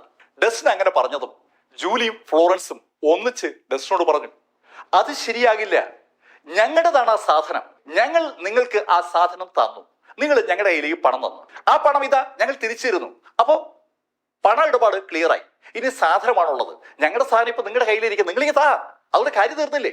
വല്ലാത്തൊരു ഉട്ടോപ്യൻ നയം ഫ്ലോറൻസും ജൂലിയും കൂടി വളരെ ഭംഗിയായി അവതരിപ്പിച്ചപ്പോ കടക്കാരനായ വാൾട്ടർ അവരോട് പറഞ്ഞു, ഏയ്, നിങ്ങൾ ഈ പറയുന്ന ന്യായം കൊള്ളാലോ, അങ്ങനെയാണെങ്കിൽ ആ സാധനത്തിന്റെ യഥാർത്ഥ ഉടമ ഞാനല്ലേ, ഞാൻ നിങ്ങൾ എനിക്ക് നൽകിയ പണം തിരിച്ചു നൽകിയാൽ നിങ്ങൾ ആ ചെടി തരുമോ? ഇല്ല, അതങ്ങനെ നൽകാൻ പറ്റും, ഞങ്ങൾ അത് വിറ്റുപോയില്ലേ. അതെ, നിങ്ങൾ അത് വിറ്റുപോയി, അതാണ് ശരി. കടക്കാരൻ അങ്ങനെ വളരെ കൃത്യമായി ആ ഉത്തരത്തിലേക്ക് എത്തിയതും ഡാലിയ നിക്കോൾസൺ ഫ്ലോറൻസിനോടും ജൂലിയോടുമായി പറഞ്ഞു, ഏയ് അമ്മ, ആളുകളെ കബളിപ്പിക്കുന്നതിന് ഒരു പരിധിയുണ്ട്. ഇപ്പോ ഡസ്റ്റിൻ്റെതാണ് ആ ചെടി, ഇനി അതിനകത്ത് അവകാശം ഉന്നയിക്കാൻ നമുക്ക് ഒരു അവകാശവുമില്ല. ഡാലി, നീ എന്തായി പറയുന്നത്? അമ്മ, ഞാൻ പറഞ്ഞു, ഇനി ഇതിനെക്കുറിച്ചൊരു സംഭാഷണമില്ല. ഡാലി അങ്ങനെ തീർത്തു പറഞ്ഞിട്ട് ഡസ്റ്റിനോട് പറഞ്ഞു, ഡസ്റ്റിൻ, ആ ചെടി ഡസ്റ്റിൻ്റെതാണ്, ഡസ്റ്റ് കൊണ്ടുപോയിക്കോളൂ. ഡാലി അങ്ങനെ പറഞ്ഞതും ഡസ്റ്റിൻ അവിടെ നിന്ന് ഒരു പേപ്പർ വാങ്ങിച്ച് ആ ചെടി ഒന്ന് പൊതിഞ്ഞു. അതിനുശേഷം ഡസ്റ്റിൻ ഡാലിയോട് പറഞ്ഞു, താങ്ക് യു ഡാലിയ. അങ്ങനെ ഡാലിയോട് ഡസ്റ്റിൻ പറഞ്ഞിട്ട് ഡസ്റ്റിൻ മുന്നോട്ട് നടക്കുമ്പോൾ ഡാലിയ നിക്കോൾസൺ ഡസ്റ്റിനെ തന്നെ അങ്ങനെ നോക്കി നിൽക്കുകയാണ്. ശരിക്കും ഒരു വല്ലാത്തൊരു ഭാവം ഇപ്പോ ഡാലിയുടെ കണ്ണുകളിലുണ്ട്. ഡാലിയ ഡസ്റ്റിനെ തന്നെ അങ്ങനെ നോക്കി നിൽക്കുന്നത് സ്വാഭാവികമായിട്ടും റൂത്ത് ഹാർമന്റെ കണ്ണുകളിൽ പതിഞ്ഞിരിക്കുകയാണ്. റൂത്ത് ഡസ്റ്റിനൊപ്പം കാറിനകത്ത് കയറിയപ്പോ റൂത്ത് ഡസ്റ്റിനോട് പറഞ്ഞു, മിസ്റ്റർ റിയാസ്, നിങ്ങളുടെ ആ മുൻ ഭാര്യ ആള് ശരിയല്ല കേട്ടോ. അതെന്താ റൂത്ത് അങ്ങനെ ചോദിച്ചത്? അവരുടെ ആ നോട്ടം അതത്ര ശരിയല്ല, അവർക്ക് ഇപ്പോഴും നിങ്ങൾ വല്ലാത്ത ഇഷ്ടമാണെന്ന് തോന്നുന്നു. അങ്ങനെ പറഞ്ഞുകൊണ്ട് റൂത്ത് കാർ സ്റ്റാർട്ട് ചെയ്തു. റൂത്തിനെ ഒന്ന് നോക്കിയിട്ട് ഡസ്റ്റിൻ റൂത്തിനോടായി പറഞ്ഞു, ഹേയ്, ഡാലി എന്റെ നല്ല ഫ്രണ്ടാണ്, അത്രേ ഉള്ളൂ. മിസ്റ്റർ റിയാസ്, ഞാനൊരു കാര്യം പറയട്ടെ, നിങ്ങൾ സത്യത്തിൽ എന്റെ ചേച്ചിയുടെ ഹസ്ബൻഡ് ആകുന്നതാണ് എനിക്കിഷ്ടം. റൂത്ത് ഹാർമൺ അവളുടെ മനസ്സിലിരിപ്പ് അതീവ ഭംഗിയായിട്ട് തന്നെ ഡസ്റ്റിന് മുന്നിൽ അവതരിപ്പിച്ചിരിക്കുകയാണ്. ഡസ്റ്റിൻ റൂത്തിന്റെ ആ വാചകത്തിന് മറുപടി ഒന്നും പറഞ്ഞില്ല. അവർ രണ്ടുപേരും കൂടി നടാഷയുടെ അടുത്തെത്തി. ഒരുപാട് സാധനങ്ങൾ ഇതിനിടയിൽ റൂത്തും ഡസ്റ്റിനും കൂടി പർച്ചേസ് ചെയ്തിട്ടുണ്ട്. അടുത്ത ഒരാഴ്ച ഡസ്റ്റിൻ പൂർണ്ണമായും ഹാർമൺ ലാബിൽ തന്നെയായിരുന്നു. ഡസ്റ്റിൻ റിയാസിനെ അസിസ്റ്റ് ചെയ്യുന്നത് റൂത്താണ്. ഡസ്റ്റിന് ആവശ്യമായ എല്ലാ സാധനങ്ങളും ഒരുക്കാനാണ് റൂത്തിനെ നടാഷ ഡസ്റ്റിനൊപ്പം നിർത്തിയത്. പക്ഷെ റൂത്ത് ആ അവസരം ശരിക്കും നന്നായിട്ട് ഉപയോഗിക്കുകയാണ്. ഡസ്റ്റിൻ എങ്ങനെയാണ് മരുന്നുണ്ടാക്കുന്നതെന്ന് വളരെ കൗതുകപൂർവ്വം ശരിക്കും ശ്രദ്ധാപൂർവ്വം റൂത്ത് നോക്കി മനസ്സിലാക്കുകയാണ്. റൂത്തിന്റെ ആ താല്പര്യം ഡസ്റ്റിനെയും ശരിക്കും സന്തോഷിപ്പിച്ചു. അതുകൊണ്ട് തന്നെ ഡസ്റ്റിൻ റൂത്തിനെ ആ മരുന്നിന്റെ ഓരോ ഇൻഗ്രീഡിയൻസും എങ്ങനെയാണ് പ്രവർത്തിക്കുന്നതെന്നും ശരീരത്തിൽ അത് ഉണ്ടാക്കാൻ പോകുന്ന മാറ്റങ്ങൾ എന്താണെന്നും ഒരു ഇൻഗ്രീഡിയന്റിന് പകരം മറ്റൊരു ഇൻഗ്രീഡിയന്റ് ചേർന്നാൽ എന്ത് സംഭവിക്കുന്നൊക്കെ വളരെ വ്യക്തമായി പറഞ്ഞു കൊടുക്കുകയാണ്. ഏതാണ്ട് ഒരാഴ്ച ഡസ്റ്റിന്റെ ഒരു സ്റ്റുഡന്റായി റൂത്ത് ഹാർമൺ മാറി എന്ന് പറഞ്ഞാൽ അതാണ് ശരി. കൃത്യം ഒരാഴ്ചയായപ്പോ നടാഷയുടെ അടുത്തേക്ക് ദേഷ്യത്തോടു കൂടി ക്വിന്റിൻ ഹാർമണും വാഗ്ലിയും എത്തി. നടാഷയുടെ റൂമിലേക്ക് കടന്നു വന്ന ക്വിന്റിൻ ഒരു പെട്ടിയെടുത്ത് നടാഷയുടെ മുന്നിലേക്ക് വെക്കുകയായിരുന്നു. നടാഷ, നീ കണ്ട എന്താണ് ഇതെന്ന്? അതൊരു പെട്ടിയല്ലേ? നടാഷ, ഈ പെട്ടിക്കുള്ളിൽ എന്താണെന്ന് നീ കണ്ടോന്ന്? അതിപ്പോ എനിക്ക് എങ്ങനെ അറിയാൻ പറ്റും? പെട്ടി നീ അടച്ചു വെച്ചിരിക്കല്ലേ. നടാഷ, ആ പെട്ടിക്കുള്ളിൽ എന്താണെന്ന് എനിക്ക് അറിയാമോന്ന്? ക്വിന്റിൻ, അതല്ലേ ഞാൻ പറഞ്ഞത്, പെട്ടി നീ അടച്ചു വെച്ചിരിക്കല്ലേ, പിന്നെ എനിക്കെങ്ങനെ അറിയാൻ പറ്റും? നടാഷ, അതിനകത്ത് ഹെക്ടർ ന്യൂമാക്സ് ആണ്. ഓഹോ, അതാണോ? നടാഷ, നീ എന്താ ഇങ്ങനെ? നിനക്കൊരു ഞെട്ടലുമില്ലല്ലോ. ഞാൻ ഞെട്ടാനോ? ഞാനിപ്പോ എന്തിനു ഞെട്ടണം? നടാഷ, ഇത് ഹമ്മർ കുടുംബം ഉണ്ടാക്കിയ ഹെക്ടർ ന്യൂമാക്സ് ആണ്. അതാണോ വലിയ കാര്യം? ഹമ്മർ കുടുംബം ഹെക്ടർ ന്യൂമാക്സ് ഉണ്ടാക്കുമെന്ന് ആർക്കാ അറിഞ്ഞുകൂടാത്തത്? നടാഷ, നിനക്ക് ഇപ്പോഴും വിഷയത്തിന്റെ സീരിയസ്നെസ് മനസ്സിലായിട്ടില്ല. ഈ ഹെക്ടർ ന്യൂമാക്സ് മാർക്കറ്റിൽ വരുന്ന ഒരാഴ്ചക്കുള്ളിൽ ഹമ്മർ കുടുംബം റിലീസ് ചെയ്യും. നിനക്കറിയാമല്ലോ, ആ മരുന്ന് ഈ മാർക്കറ്റ് പിടിക്കും. ഹെക്ടർ ന്യൂമാക്സ് മാർക്കറ്റ് പിടിച്ചാൽ പിന്നെ നമ്മുടെ ഹാർമൺ ഫാർമസ്യൂട്ടിക്കൽസ് ഇല്ല. ഹാർമൺ കുടുംബത്തിൽ അനവധി ബിസിനസ് ഉണ്ട്. അതിൽ ഏറ്റവും പ്രധാനപ്പെട്ട ബിസിനസ് ഫാർമസ്യൂട്ടിക്കൽസ് മേഖലയിലാണ്. ആ ഫാർമസ്യൂട്ടിക്കൽ മേഖലയിലുള്ള ഹാർമൺ കുടുംബത്തിന്റെ ആധിപത്യം തകർക്കാൻ ഹമ്മർ കുടുംബത്തിന്റെ ആ ഹെക്ടർ ന്യൂമാക്സ് എന്ന ആ ഒരൊറ്റ ടാബ്ലറ്റിന് കഴിയും. അത് വളരെ വ്യക്തമായി മനസ്സിലാക്കിക്കൊണ്ടാണ് ക്വിന്റിൻ ഇപ്പോ നടാഷയോട് അങ്ങനെ സംസാരിക്കുന്നത്. ക്വിന്റിൻ, നീ പറയുന്നത് എനിക്ക് മനസ്സിലാകുന്നുണ്ട്, പക്ഷെ നമുക്ക് എന്ത് ചെയ്യാൻ പറ്റും? നടാഷ, നമുക്ക് പലതും ചെയ്യാൻ പറ്റും. ഇപ്പൊ 2 ഓപ്ഷനാണ് നിന്റെ മുന്നിലുള്ളത്. 2 ഓപ്ഷനോ? അത് നടാഷ, ഒന്നുകിൽ നീ ഹെക്ടർ ന്യൂമാക്സ് ഇവിടെ സ്വയം ഉണ്ടാക്കുക, അല്ലെങ്കിൽ നീ ഹമ്മർ കുടുംബവുമായി സഹകരിക്കുക. ക്വിന്റിൻ ഹാർമൺ പറഞ്ഞ വാചകം വളരെ വ്യക്തമാണ്. 2 ഓപ്ഷനാണ് നടാഷയുടെ മുന്നിലുള്ളത്. അതിലൊന്ന് ഹെക്ടർ ന്യൂമാക്സ് അവളുടെ ലാബിൽ പുനഃസൃഷ്ടിക്കുക എന്നുള്ളതാണ്. അതിനെക്കുറിച്ച് നടാഷ ക്വിന്റിനോട് പറഞ്ഞു, നോക്ക് ക്വിന്റിൻ, ഹെക്ടർ ന്യൂമാക്സിന്റെ ഫോർമുല നമ്മുടെ കയ്യിലില്ല. ഈ ചുരുങ്ങിയ ദിവസങ്ങൾ കൊണ്ട് ആ ഫോർമുല ഉണ്ടാക്കിയെടുക്കാനും നമുക്ക് പറ്റില്ല. നമ്മൾ ഹെക്ടർ ന്യൂമാക്സ് ഉണ്ടാക്കാൻ വേണ്ടി കഴിഞ്ഞ 2 കൊല്ലമാണ് പരിശ്രമിച്ചെങ്കിലും യഥാർത്ഥത്തിൽ 10 കൊല്ലത്തെ ഗവേഷണം അതിന്റെ പിന്നിലുണ്ട്. ആ ഗവേഷണ ഫലം പൂർണ്ണമായും ഇപ്പൊ ഹമ്മറുടെ കയ്യിലാണ്. അത് വീണ്ടും ഉണ്ടാക്കാൻ നമുക്കൊരു 10 കൊല്ലം വേണ്ടി വരും. അതാണ് സത്യം. നടാഷ പറയുന്ന കാര്യം ശരിയാണെന്ന് ക്വിന്റിനും അറിയാം. അയാൾ ഉദ്ദേശിച്ചതുപോലെ തന്നെയാണ് നടാഷ മറുപടി പറഞ്ഞത്. നടാഷ, അപ്പൊ പിന്നെ 2ാമത്തെ ഓപ്ഷൻ നോക്ക്, നീ ഹമ്മറുമായി സഹകരിക്കുക. ക്വിന്റിൻ, അത് നടക്കില്ല. നടാഷ, നീ എന്താ പറഞ്ഞേ? അതേ ക്വിന്റിൻ, ഞാൻ പറഞ്ഞില്ലേ, അത് നടക്കില്ല. ഹമ്മറുമായി സഹകരിക്കുന്ന പ്രശ്നമേ ഉദിക്കുന്നില്ല. നടാഷയെ തട്ടിക്കൊണ്ടുപോകാൻ ശ്രമിച്ചതും നടാഷയുടെ അനുജത്തി റൂത്തിനെ തട്ടിക്കൊണ്ടുപോയതും ഹമ്മർ കുടുംബത്തിലെ ആ എഡ്വിൻ ഹമ്മറുടെ നേതൃത്വത്തിലാണ്. ആ 2 സംഭവങ്ങൾക്ക് പുറമെ നടാഷയുടെ ഗ്രാൻഡ്പ ആൻഡ്രൂ ഹാർമണെ വിഷം കൊടുത്ത് കൊല്ലാൻ ശ്രമിച്ചതും നടാഷയെ വിഷം കൊടുത്ത് കൊല്ലാൻ ശ്രമിച്ചതും ഹമ്മറുടെ കുടുംബത്തിലെ ആ ഫ്ലച്ചറാണ്, അല്ലെങ്കിൽ അയാളുമായി ബന്ധപ്പെട്ട ആരോ ആണ്. അതൊന്നും മറക്കാൻ നടാഷയ്ക്ക് പറ്റില്ല. അതുകൊണ്ട് തന്നെ ഹമ്മറുമായിട്ട് ഒരു തരത്തിലുള്ള ഒത്തുതീർപ്പിനും നടാഷ തയ്യാറുമല്ല. പക്ഷേ ക്വിന്റിൻ ബലമായിട്ട് നിർബന്ധപൂർവ്വം നടാഷയോട് പറയുകയാണ്, നടാഷ, നമുക്ക് വേറെ മാർഗമില്ല. നിന്റെ ഈ പിടിവാശ കാരണം തകരാൻ പോകുന്നത് ഹാർമൺ കുടുംബമാണ്. ക്വിന്റിൻ, ഞാൻ പറഞ്ഞു, ഇതിനകത്ത് എനിക്ക് വേറൊന്നും ചെയ്യാൻ പറ്റില്ല. നടാഷ, നീ ഇതിന് ആൻസർ പറയേണ്ടി വരും. ബോർഡ് മീറ്റിംഗിൽ നീ ആൻസർ പറയേണ്ടി വരും. ബോർഡ് മീറ്റിംഗ് അല്ലേ, ഞാൻ നോക്കിക്കോളാം. നടാഷ അമ്പിനും വെല്ലിനും അടുക്കുന്നില്ലെന്ന് കണ്ടതും തറയിൽ നിന്ന് ആഞ്ഞ് ചവിട്ടിയിട്ട് ദേഷ്യത്തോടു കൂടി ക്വിന്റിന്റെ പുറകെ വാങ്കിലെയും ആ മുറിന്ന് പുറത്തേക്ക് ഇറങ്ങി. അവർ പുറത്തേക്ക് പോയി ഏതാനും മിനിറ്റുകൾ കഴിഞ്ഞതും റൂത്ത് ഹാർമൺ അങ്ങോട്ടേക്ക് ഓടി വന്നു. അവൾ ശരിക്കും സന്തോഷത്തിലാണ് അങ്ങോട്ട് ഓടി വന്നത്. സന്തോഷം കൊണ്ട് അവളുടെ മുഖം ഇങ്ങനെ പൂത്തുലഞ്ഞു നിൽക്കുന്നു എന്ന് പറഞ്ഞാൽ അതാണ് ശരി. സന്തോഷപൂർവ്വം ചിരിച്ചുകൊണ്ട് ആഹ്ലാദഭരിതയായി നടാഷയുടെ മുറിയിലേക്ക് ഓടി വന്ന റൂത്തിനെ കണ്ട നടാഷ റൂത്തിനോട് ചോദിച്ചു, ഹേയ്, എന്താ റൂത്ത്? ചേച്ചി, നമ്മൾ വിജയിച്ചു. റൂത്ത്, നീ കാര്യം പറ. ചേച്ചി, നമ്മൾ വിജയിച്ചു എന്ന്. ഇനി നീ കാര്യം പറ. ചേച്ചി, ഈ ഗുളിയൊന്ന് കഴിച്ചേ. അങ്ങനെ പറഞ്ഞിട്ട് അവളൊരു ചുവന്ന നിറത്തിലുള്ള ടാബ്ലറ്റ് നടാഷയുടെ കയ്യിലേക്ക് വെച്ചു കൊടുത്തു. ഇതെന്ത് ടാബ്ലറ്റാ? ചേച്ചി, ഒന്ന് കഴിക്കേ. റൂത്ത് അങ്ങനെ പറഞ്ഞതും നടാഷ ആ ടാബ്ലറ്റ് അവളുടെ നാക്കിലേക്ക് വെച്ചു. നാക്കിലേക്ക് ആ ടാബ്ലറ്റ് വെച്ച ആ നിമിഷത്ത് തന്നെ ഒരു കുളിര് നടാഷയുടെ വായിൽ അനുഭവപ്പെട്ടു. എന്താണ് സംഭവിക്കുന്നതെന്ന് നടാഷയ്ക്ക് മനസ്സിലാകും മുമ്പ് ആ ടാബ്ലറ്റ് അങ്ങ് അലിഞ്ഞു തീർന്നു. ശരിക്കും ഒരു കുളിര് നാക്കിൽ നിന്ന് തൊണ്ടയിലേക്കും തുടർന്ന് ബോഡിക്കുള്ളിലേക്കും അങ്ങനെ വ്യാപിക്കുകയാണ്. ഒരു തണുത്ത കാറ്റ് വായ്ക്കുള്ളിലൂടെ, തൊണ്ടയിലൂടെ, വയറിലൂടെ ദേഹം മുഴുവൻ അങ്ങനെ പടരുകയാണ്. വയറിന്റെ ഉള്ളിലേക്ക് വന്ന തണുത്ത കാറ്റ് ശരീരത്തിന്റെ എല്ലാ ഭാഗത്തേക്കും വ്യാപിക്കുന്നതും നടാഷയ്ക്ക് മനസ്സിലാവുന്നുണ്ട്. നടാഷ അത്ഭുതത്തോടു കൂടിയാണ് അവളുടെ ശരീരത്തിനകത്തേക്ക് ആ തണുത്ത കാറ്റ് വ്യാപിക്കുന്നത് അറിയുന്നത്.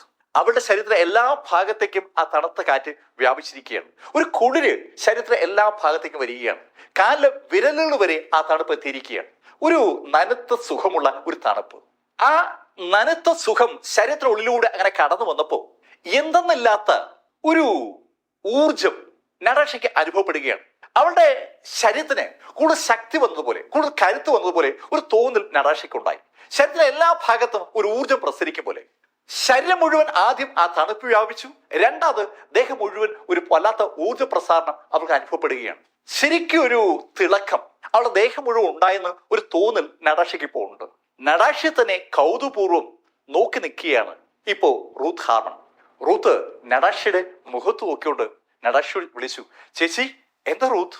ചേച്ചി കണ്ണാടിയിലേക്ക് നോക്കി. കണ്ണാടിയിൽ നോക്കാനോ? എന്തിന്? ചേച്ചി ഒന്ന് നോക്ക്. റൂത്ത് നിർബന്ധപൂർവ്വം നടാഷയോട് പറഞ്ഞപ്പോ നടാഷ അവളുടെ സീറ്റിൽ നിന്നിട്ട് അടുത്തുള്ള അലമാരയുടെ അടുത്തേക്ക് വന്നു. ആ അലമാരയിൽ ഒരു ഗ്ലാസ് ഉണ്ട്. ആ ഗ്ലാസ്സിലേക്ക് നോക്കി നടാഷ ഒരു നിമിഷം ഒന്ന് ഞെട്ടി. ശരിക്കും ഒരു അമ്പരപ്പ് നടാഷയുടെ കണ്ണുകളിലേക്ക് വരികയാണ്. അവള് ആ കണ്ണാടി കാണുന്ന രൂപത്തിലേക്ക് തന്നെ സൂക്ഷിച്ചു നോക്കുകയാണ്. ആ കണ്ണാടിയിൽ അവൾ കാണേണ്ടത് നടാഷയെ തന്നെയാണ്. അവൾ കാണുന്നതും നടാഷയാണ്. പക്ഷേ അവളുടെ മനസ്സിലുള്ള നടാഷ അല്ല ഇപ്പോൾ കണ്ണാടിയിലുള്ള നടാഷ. കണ്ണാടിയിൽ കൂടി അവൾ കാണുന്ന നടാഷ കൂടുതൽ സുന്ദരിയായിരിക്കുകയാണ്. മുഖത്തൊക്കെ ശരിക്കൊരു പ്രസരിപ്പുണ്ട്. കണ്ണുകളൊക്കെ നല്ല തിളങ്ങുകയാണ്. മുഖം മുഴുവൻ ശരിക്കും പ്രകാശത്തിൽ കുടിച്ചു നിൽക്കും പോലെ തോന്നുകയാണ്. ശരിക്കൊരു പ്രസരിപ്പ് നടാഷയുടെ മുഖത്ത് കാണാനുണ്ട്. വിശ്വാസം വരുന്ന നടാഷ പെട്ടെന്ന് അവളുടെ മുഖത്തൊന്ന് തപ്പി നോക്കിയപ്പോൾ അവൾക്ക് കണ്ണാടി കൂടി ആ കാഴ്ച കാണാം. ആ കണ്ണാടിയിലെ രൂപവും ആ മുഖത്തൊക്കെ തൊടുകയാണ്. കണ്ണാടിയിൽ കൂടി താൻ കാണുന്നത് തന്നെ തന്നെയാണെന്ന് അപ്പോഴാണ് നടാഷയ്ക്ക് ഒരു ബോധ്യം വരുന്നത്. ശരിക്കും അമ്പരന്ന് പോയ നടാഷ റൂത്തിന് നേരെ തിരിഞ്ഞ് റൂത്തിനോട് ചോദിച്ചു, റൂത്ത് എന്താ ഇത്? ഞാൻ ആകെ മാറിയിരിക്കുന്നു. ചേച്ചിക്കുണ്ടായ മാറ്റത്തിന്റെ കാരണം ആ ടാബ്ലറ്റ് ആണ്. അതെനിക്ക് മനസ്സിലായി ചേച്ചി. ആ ടാബ്ലറ്റ് ആണ് ഇമോർട്ടനോൾ. ഡസൻ റിയാസ് എഴുതിയ ആ പ്രിസ്ക്രിപ്ഷൻ ഇതാ ടാബ്ലറ്റായി മാറിയിരിക്കുകയാണ്. കഴിഞ്ഞ ഒരാഴ്ച ഡസൻ റിയാസും റൂത്ത് ഹാർമണും കൂടി ആ ലാബിൽ നടത്തിയ അനവധി പ്രവർത്തനങ്ങളുടെ എൻഡിൽ ഇതാ ആ ടാബ്ലറ്റ് ഉണ്ടാക്കപ്പെട്ടിരിക്കുകയാണ്. ആ ടാബ്ലറ്റ് ഒന്ന് കഴിച്ചു നോക്കിയ റൂത്തിന് അവരുടെ ശരീരത്തിലുണ്ടായ മാറ്റത്തെക്കുറിച്ച് ശരിക്കും ബോധ്യമായപ്പോഴാണ് അവൾ മറ്റൊരു ടാബ്ലറ്റുമായി നടാഷയുടെ അടുത്തേക്ക് ഓടിയെത്തിയത്. ഇമോർട്ടനോൾ ആണ് താൻ കഴിച്ചെന്ന് മനസ്സിലാക്കിയ നടാഷ ഓടി വന്ന് റൂത്തിനെ കെട്ടിപ്പിടിച്ചു. ശരിക്കും ആവേശത്തിലും സന്തോഷത്തിലുമാണ് ആ സഹോദരിമാർ. തകർന്നു എന്ന് കരുതിയ അവരുടെ ഹാർമൺ ഫാർമസ്യൂട്ടിക്കൽസിനെ പിടിച്ചു നിർത്താൻ അല്ലെങ്കിൽ അവരെ വിജയികളാക്കി മാറ്റാൻ പറ്റിയ അപൂർവമായ ഒരു മരുന്നാണ് ഡസൻ റിയാസ് ഇതാ ഉണ്ടാക്കിയെടുത്തിരിക്കുന്നത്. ഡസൻ ആ പ്രിസ്ക്രിപ്ഷൻ തയ്യാറാക്കിയപ്പോൾ പോലും നടാഷ ഇത്രയും ഇഫക്റ്റ് ഉണ്ടാകും ആ മരുന്നെന്ന് കരുതിയിരുന്നല്ല. ഇതാ നടാഷയെ ഒരിക്കൽ കൂടി ഡസൻ അമ്പരപ്പിച്ചിരിക്കുകയാണ്. ശരിക്കും ഒരു അസാമാന്യ പ്രതിഭാശാലി, ശരിക്കും ഒരു മിസ്റ്ററി ഡോക്ടർ. അതിനും അപ്പുറത്തേക്ക് എന്തൊക്കെയാണ് ഡസൻ റിയാസ്. അങ്ങനെ തോന്നലാണ് ആ നിമിഷത്തിൽ ഡസനെ കുറിച്ച് നടാഷയ്ക്ക് ഉണ്ടായത്. നടാഷ റൂത്തിനോട് പറഞ്ഞു, റൂത്ത് ഇത് ആരോടും പറയരുത്. 2 ദിവസം കഴിയുമ്പോൾ ഹമ്മർ അവരുടെ പ്രോഡക്റ്റ് ലോഞ്ച് ചെയ്യും. അപ്പോൾ മാത്രമേ നമ്മളും നമ്മുടെ പ്രോഡക്റ്റ് പുറത്താക്കാവൂ. ഹമ്മർ ഇൻഡസ്ട്രീസിന്റെ പ്രോഡക്റ്റ് ശരിക്കും ചലനം മാർക്കറ്റിൽ ഉണ്ടാക്കുമെന്ന് 100% ഉറപ്പാണ്. ആ പ്രോഡക്റ്റ് റിലീസ് ചെയ്യുന്നത് വരെയും ഹാർമൺ ഫാർമസ്യൂട്ടിക്കൽസ് അവരുടെ ഇമോർട്ടനോൾ ഉണ്ടാക്കിയ കാര്യം ആരും അറിയാൻ പാടില്ല. അതാണ് നടാഷ റൂത്തിനോട് പറഞ്ഞത്. റൂത്തിനും നടാഷ പറഞ്ഞത് 100% ശരിയാണെന്ന് അറിയാം.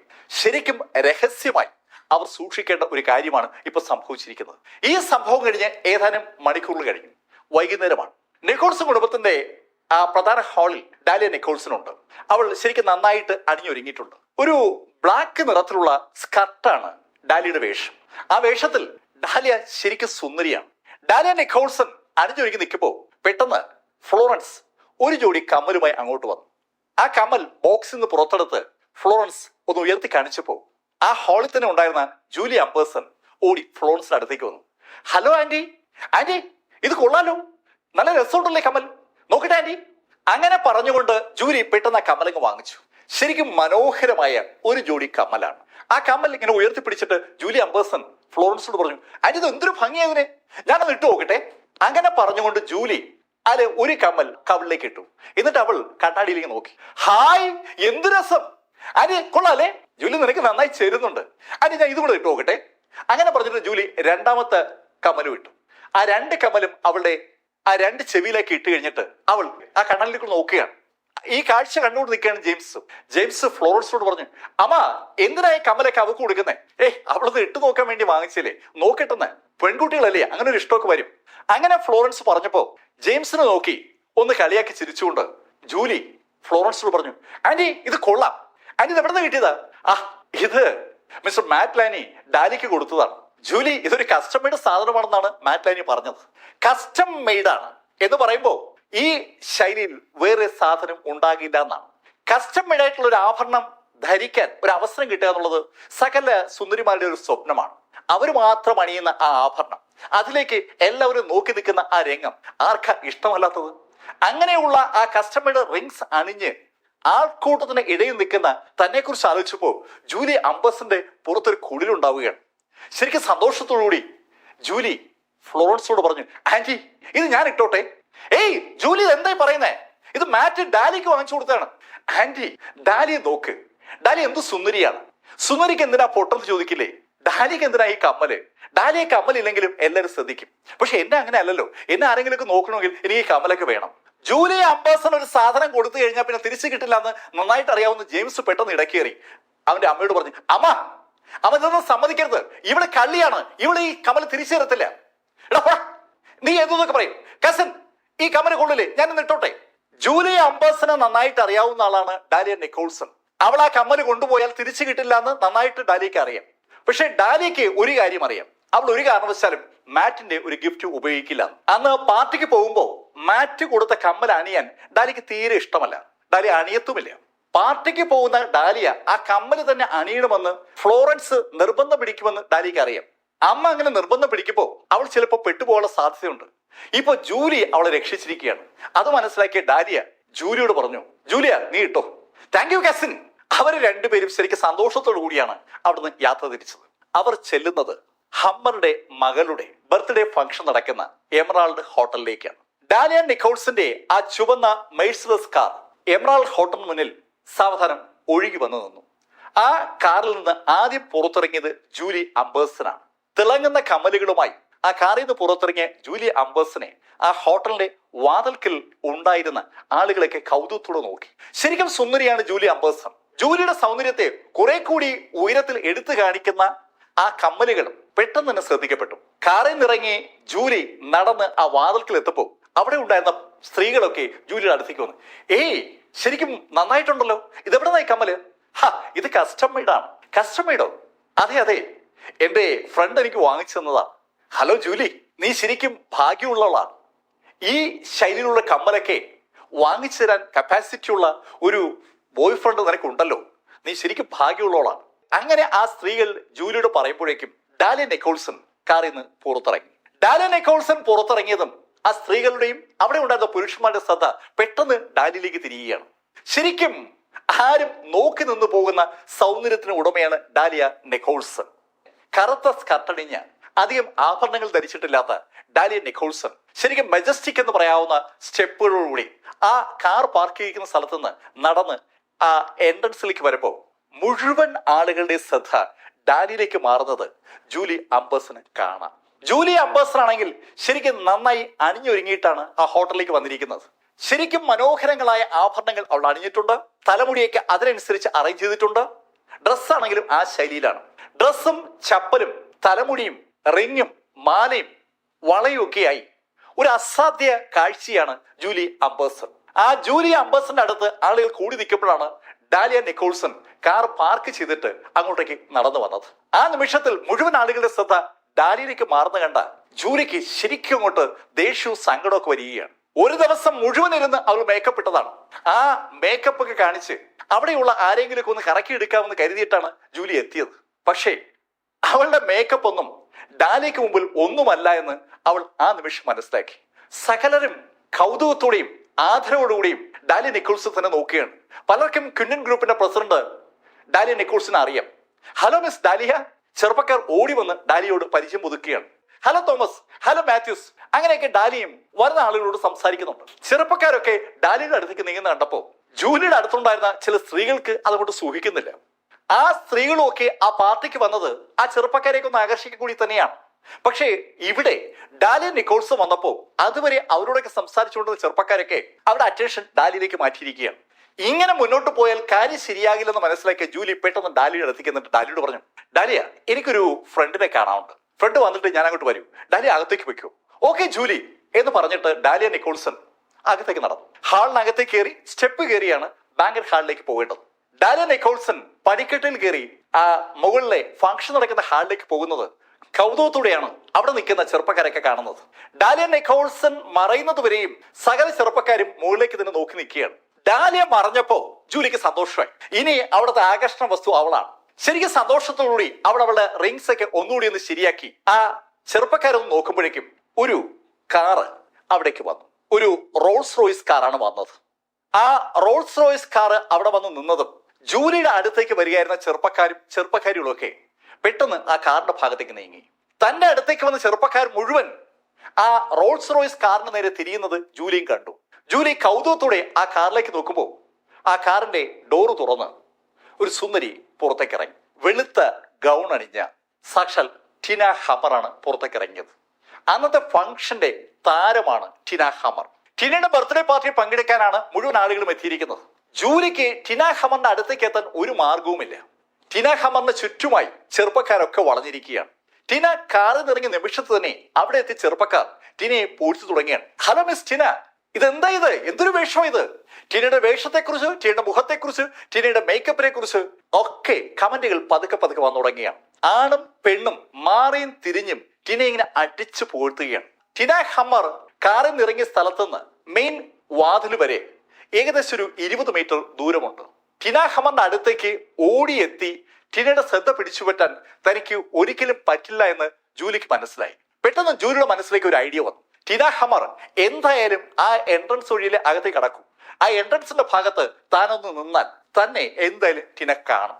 ടിനയുമായി ഒരു പരിചയം ഉണ്ടാക്കാൻ വേണ്ടി മാത്രമാണ് ജൂലി ആ ബർത്ത്ഡേ ഫംഗ്ഷനിൽ പങ്കെടുക്കുന്നത്. ടിന ഹമ്മർ തന്നെ ശ്രദ്ധിക്കാതിരിക്കാൻ പറ്റില്ല. ഏതൊരു പെണ്ണും തന്റെ കമ്മല് കണ്ടാൽ ഒന്ന് നോക്കണം. ആ ഉദ്ദേശത്തോടു കൂടി ജൂലി അംബേഴ്സൺ ആ വാതിൽക്കൽ ആ കമ്മല് കാണത്തക്ക ശൈലി അങ്ങനെ നിന്നപ്പോ കാറിൽ നിറങ്ങിയ ടിന ഹമ്മർ കൂട്ടുകാരോടൊക്കെ സംസാരിച്ചുകൊണ്ട് മുന്നോട്ട് നടക്കുകയാണ്. ടിന നടന്നു വരുന്നതിനെ വലിയൊരു കാഴ്ചയാണ്. ശരിക്കും തലയെടുപ്പോട് കൂടിയാണ് ടിന ഹമ്മർ നടന്നു വരുന്നത്. സ്വീഡനിലെ ഏറ്റവും വലിയ ധനാഢ്യനാണ് എഡ്വിൻ ഹമ്മർ. എഡ്വിൻ ഹമ്മറുടെ മകൾ ടിന ഹമ്മർ. അതുകൊണ്ട് തന്നെ അതിൻ്റെതായ ഒരു തലയെടുപ്പ് കാണിക്കുന്നുണ്ട്. ടിന മുന്നോട്ട് നടന്നു വരുമ്പോ ടിനയെ പ്രസാദിപ്പിക്കാനായി പലതരത്തിലുള്ള കമന്റുകൾ കൂടെയുള്ള ആളുകളൊക്കെ പറയുന്നുണ്ട്. ടിന നടന്ന് ആ എൻട്രൻസിന് അടുത്തെത്താറായതും പെട്ടെന്ന് ടിനയുടെ കണ്ണുകൾ ജൂലി അംബേഴ്സിൽ പതിഞ്ഞു. ടിന മുന്നിൽ നിൽക്കുന്ന ആളുകളെ മാറ്റിയിട്ട് ജൂലിയുടെ അടുത്തേക്ക് നടന്നു വന്നു. ടിന തന്നെ നേരം നടന്നു വരുന്ന കണ്ടതും ജൂലിയുടെ മുഖത്ത് സന്തോഷം ഇടിച്ചു കയറുകയാണ്. അവൾ പ്രതീക്ഷിച്ചത് സംഭവിക്കുകയാണ്. ടിന അടുത്തെത്താറായതും ജൂലി ടിനയോട് പറഞ്ഞു, ഹലോ മിസ് ടിന, ഞാൻ ടിനയെ കാണാൻ വേണ്ടി. ജൂലി അംബേഴ്സൺ അത്രയേ പറഞ്ഞുള്ളൂ. ആ നിമിഷത്തിൽ അവളുടെ അടുത്തെത്തിയ ടിന ഹമ്മർ കൈ നിവർത്ത് ഒരൊറ്റയാടി. ശരിക്കും സുന്ദരമായി മേക്കപ്പ് അണിഞ്ഞ് ആ എൻട്രൻസിൽ അങ്ങനെ നിന്ന ജൂലി അംബേഴ്സൺ അപ്രതീക്ഷിതമായ ആ അടിയേറ്റ് ഒന്ന് കറങ്ങി അവൾ 1-2 സ്റ്റെപ്പ് പുറകോട്ട് നീങ്ങി. അവൾ ആരുടെയും പുറത്തിടിച്ചാൽ നിന്നത്.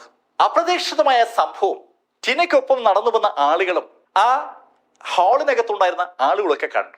അടിയുടെ ശബ്ദം കേട്ട് സകല ശ്രദ്ധ ആ ഭാഗത്തേക്ക് തിരിഞ്ഞു. മിസ് ടിന, നിങ്ങൾ എന്തിനാ എന്നെ അടിച്ചേ? ജൂലി അങ്ങനെ ചോദിച്ചതും ടിന അവളുടെ അടുത്തേക്ക് എത്തിയിരുന്നു. ജൂലി ആ ചോദ്യം പൂർത്തീകരിക്കും മുമ്പ് ടിന വീണ്ടും ജൂലിയെ ആഞ്ഞടിച്ചു. എടി, നീ ആരെന്ന് കരുതിയിട്ടാ ഈ വേഷം കെട്ടൊക്കെ കാണിച്ചത്? ടിനയുടെ എങ്ങെന്നുള്ള ചോദ്യവും അപ്രതീക്ഷിതമായ ആ അടിയും ജൂലിയെ ശരിക്കും വട്ടുപിടിപ്പിക്കുകയാണ്. അവർക്ക് ഒരു പിടിയുമില്ല എന്താണ് സംഭവിക്കുന്നത്. മിസ് ടിന, ഞാൻ ഈ ബർത്ത്ഡേക്ക് ആരാണ് തന്നെ എങ്ങോട്ട് ക്ഷണിച്ചത്? അങ്ങനെ ചോദിച്ചൊരു ടിന പിന്നെ അടിക്കുകയാണ്. അടിയേറ്റ് ജൂലിയുടെ കണ്ണിൽ നിന്ന് കണ്ണുനീർ ധാരധാരയായി ഒഴുകി തുടങ്ങി. അവളുടെ മേക്കപ്പ് ഒക്കെ അങ്ങ് പോയി. അവളുടെ 2 കവളിലും ഇപ്പോൾ അടിയുടെ പാടുകളുണ്ട്. ശരിക്കും ഒരു വല്ലാത്ത അവസ്ഥയാണ് ഇപ്പൊ ജൂലിയുടേത്. എന്താണ് സംഭവിച്ചതെന്ന് ജൂലിക്ക് ഒരു പിടിയില്ല. ജൂലി അമ്പരപ്പോട് ടിനോട് ചോദിച്ചു, മിസ് ടിന, മിസ് ഹമ്മർ എന്തായി കാണിക്കുന്നേ? എന്തിനാ എന്നെ തല്ലുന്നത്? നിന്നെ തല്ലുന്നത് എന്തിനാന്ന് നിനക്ക് മനസ്സിലായില്ല അല്ലേ? എടേ, ഈ കമ്മൽ നിനക്ക് എവിടെ നിന്ന് കിട്ടി? ഇതോ മിസ് ഹമ്മർ, ഇതെനിക്ക് എന്റെ സുഹൃത്ത് എന്നതാണ്. നിന്റെ സുഹൃത്തോ? ആരാ നിന്റെ സുഹൃത്ത്? മാറ്റ് ലാനിയാണോ? അതെ, മാറ്റ് ലാനിയ. മാറ്റ് ലാനിയാണ് ജൂലിയുടെ സുഹൃത്തെന്ന് ജൂലി പറഞ്ഞതും ടിന ഒരിക്കൽ കൂടി കൈ നിവർത്തുരറ്റിയാടി. ടിന, എന്തിനാണ് അടിച്ചത്? മാറ്റ് ലാനിയെ കുറിച്ച് നീ ഒരു അക്ഷരം ഇടരുത്. അവൻ എന്റേതാണ്. എന്റെ മാറ്റ് ലാനിയെ കുറിച്ച് നീ എന്തിനാ സംസാരിക്കുന്നത്? ടിന ഹമ്മറുടെ വായിൽ നിന്ന് ആ വാക്കുകൾ വീണതും കഥ ജൂലിക്ക് ഏതാണ്ട് മനസ്സിലായി. മാറ്റ് ലാനി ടിനയുടെ ആളാണ്. ടിനയുടെ മാറ്റ് ലാനിയെ ജൂലി തട്ടിയെടുക്കാൻ ശ്രമിക്കുകയാണെന്നുള്ള തോന്നൽ കൊണ്ടാണ് ഇപ്പൊ ഇതാ ടിന അവളെ തല്ലിയിരിക്കുന്നത്. കഥ മനസ്സിലാക്കിയ ജൂലി ടിനയോട് പറഞ്ഞു, മിസ് ടിന, സോറി, ഈ കമല എന്റെ അല്ല, ഡാലിയുടെ. ഡാലിയ എന്ന പേര് കേട്ടതും ടിന ജൂലിയോട് ചോദിച്ചു, ആര്? ഡാലിയ നിക്കോൾസണോ? ഡാലിയ നിക്കോൾസൺ എന്ന പേര് മാറ്റ് ലാനി പറഞ്ഞ് ടിനയ്ക്ക് അറിയാം. ടിനയെ ഒന്നിച്ച് കിടക്ക പങ്കിടുമ്പോ മാറ്റ് ലാനിക്ക് ഒരു ഫോൺ വന്നിരുന്നു, ജെയിംസിന്റെ. അന്ന് ഡാലിയ നിക്കോൾസൺ പോലീസ് കസ്റ്റഡിയിലാണ്. പോലീസ് കസ്റ്റഡിയിലായിരുന്ന ഡാലിയ നിക്കോൾസനെ വിടുവിക്കാനായി ടിന ഇടപെടണമെന്ന് മാറ്റ് ലാനി അന്ന് ടിനോട് ആവശ്യപ്പെട്ടതാണ്. അതുകൊണ്ട് തന്നെ ആ പേര് വളരെ വ്യക്തമായി ടിനയുടെ മനസ്സിൽ പതിഞ്ഞതാണ്. വീണ്ടും ഡാലിയ നിക്കോൾസൺ എന്ന് കേട്ടതും ആ രംഗം അവളുടെ മനസ്സിലേക്ക് വരികയാണ്. മാറ്റ് ലാനിയെ കറക്കിയെടുത്തത് ഡാലിയ നിക്കോൾസൺ ആണ്. ആ ധാരണ മനസ്സിലേക്ക് വന്നതും ടിന ജൂലിയോട് ചോദിച്ചു, എവിടെ അവൾ? മിസ് ടിന, ഡാലിയ മുകളിലുണ്ട്. അങ്ങനെ പറഞ്ഞിട്ട് ജൂലിയ മുന്നോട്ട് നടക്കാൻ പോയതും ടിന ജൂലിയെ പിടിച്ചവിടെ നിർത്തി. അതിനുശേഷം അവൾ ജൂലിയും കൊണ്ട് അല്പം മുന്നോട്ട് നടന്നു. അവളുടെ കൂടെ നടക്കാനായി ആളുകൾ ശ്രമിച്ചപ്പോ ടിന കൈകൊണ്ട് അവരെ തടഞ്ഞു. ഇപ്പോ ജൂലിയും ടിനയും മാത്രമാണ് ഒരു സ്പോട്ടിലുള്ളത്. ജൂലിയെ മാറ്റി നിർത്തിയ ടിനയുടെ ഹാൻഡ് ബാഗിൽ നിന്ന് ഒരു ചെറിയ ബോക്സ് എടുത്ത് ജൂലിയുടെ കയ്യിലേക്ക് വെച്ചു. അതിനുശേഷം ടിന ജൂലിയോട് പറഞ്ഞു, നീ ഈ ബോക്സ് ഡാലിയുടെ ബാഗിൽ കൊണ്ടുവയ്ക്കണം. പറഞ്ഞ മനസ്സിലായല്ലോ? അങ്ങനെ പറഞ്ഞിട്ട് ജൂലിയുടെ പുറത്തും തട്ടി ടിന ജൂലി മുന്നോട്ട് വിട്ടു. ജൂലിയുടെ കയ്യിലേക്ക് ടിന വെച്ചു കൊടുത്ത ബോക്സ് പെട്ടെന്ന് ജൂലി അവളുടെ ആ സ്കർട്ടിന്റെ പോക്കറ്റിലോട്ട് ഇട്ടു. അതിനുശേഷം അവൾ അതിവേഗം മുന്നോട്ട് ഓടി. സ്റ്റെപ്പുകൾ ഓടിക്കയറി അവൾ മുകളിൽ ബാങ്കിങ് ഹാളിലെത്തി. അവിടെ നിറയെ ആളുകളുണ്ട്. ഒരു വലിയ ഫംഗ്ഷനാണ് അവിടെ നടക്കാൻ പോകുന്നത്. ഹമ്മർ കുടുംബത്തിന്റെ റാണിയാണ് ടിന ഹമ്മർ. അതുകൊണ്ട് തന്നെ ടിന ഹമ്മറിന്റെ ബർത്ത്ഡേ പാർട്ടിയിൽ പങ്കെടുക്കുക എന്നുള്ളത് സിൻഡറിലെ എല്ലാ പണക്കാരുടെയും എല്ലാ പ്രമുഖരുടെയും ആവശ്യമാണ്. നേരത്തെ തന്നെ ആളുകളൊക്കെ എത്തിയിട്ടുണ്ട്. ആ ഹാള് നിറഞ്ഞു കവിഞ്ഞിരിക്കുകയാണ്. എല്ലാ ടേബിളിന്റെ ചുറ്റും ആളുകളുണ്ട്. അകത്തേക്ക് കിടന്ന ജൂലി ടേബിളുകളിലേക്ക് നോക്കുമ്പോൾ ഒരു ടേബിളിന്റെ അറ്റത്ത് ഡാലിയ നിക്കോൾസ് ഇരിക്കുന്നുണ്ട്. ജൂലി ഓടി ഡാലിയുടെ അടുത്ത് വന്നു. ഡാലിയുടെ അടുത്തേക്ക് വന്ന ജൂലി ഡാലിയോട് പറഞ്ഞു, ഡാലിയ നിന്റെ ബാഗ് തന്നേ. ബാഗ് എന്തിനാ? ഡാലിയ എനിക്ക് നിന്റെ കണ്ണാടി ഒന്ന് വേണം, എനിക്ക് മേക്കപ്പ് ഒന്ന് ശരിയാക്കാനാണ്. ജൂലി നിന്റെ കണ്ണാടി ഉണ്ടല്ലോ, ആ കണ്ണാടി അങ്ങോട്ട് ശരിയാകുന്നില്ല, എനിക്ക് മേക്കപ്പ് ഒന്ന് അറേഞ്ച് ചെയ്യണം. ഓക്കെ. അങ്ങനെ ഡാലിയ പറയുന്നപ്പോ തന്നെ ജൂലി ഡാലിയുടെ ബാഗ് എടുത്തു. ബാഗ് ജൂലി എടുത്ത് അടുത്ത ടേബിളിന് അടുത്തേക്ക് തിരിഞ്ഞിട്ട് അകത്ത് പരതി കണ്ണാടി എടുക്കുകയാണ്. അകത്ത് കണ്ണാടി എടുക്കാൻ വേണ്ടി ജൂലി കൈയിടുന്നത് ഡാലിക്ക് കാണാം.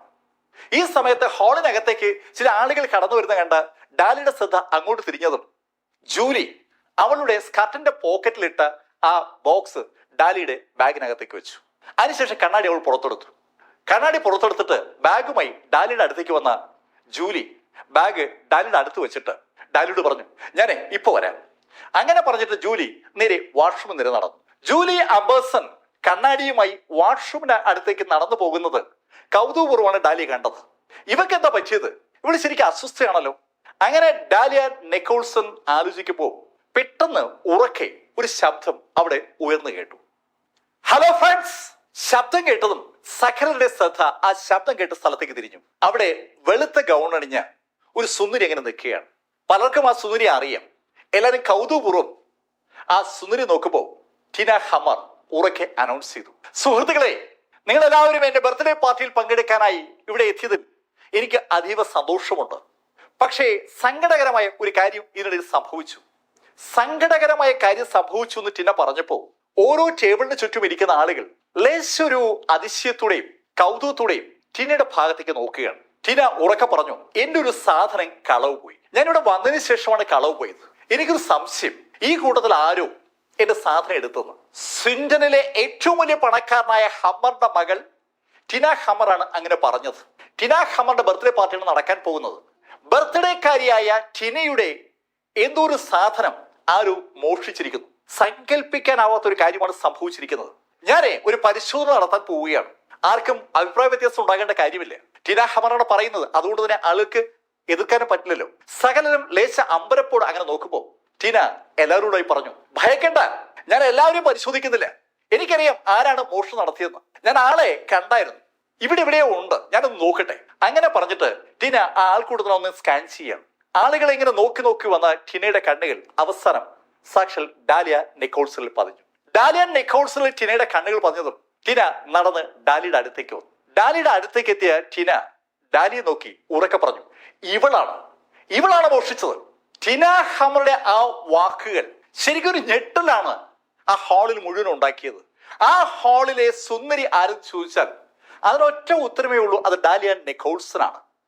ആ ഡാലിയ നിക്കോൾസനെ ചൂണ്ടിയാണ് ടിന പറഞ്ഞത് ഡാലിയാണ് ടിനയുടെ സാധനം മോഷ്ടിച്ചത്. ടിനയുടെ വാക്കുകൾ കേട്ട് ഡാലിയ ലേശ അമ്പരപ്പോടി ടിനയോട് ചോദിച്ചു, മിസ് ടിന, നിങ്ങൾ എന്തായി പറയുന്നത്? ഞാൻ എന്തു മോഷ്ടിച്ചതാ? ഡാലിയ, നീ സംസാരിക്കേണ്ട കാര്യമില്ല. നീ മോഷണം നടത്തിയെന്നുള്ളത് സത്യമാണ്.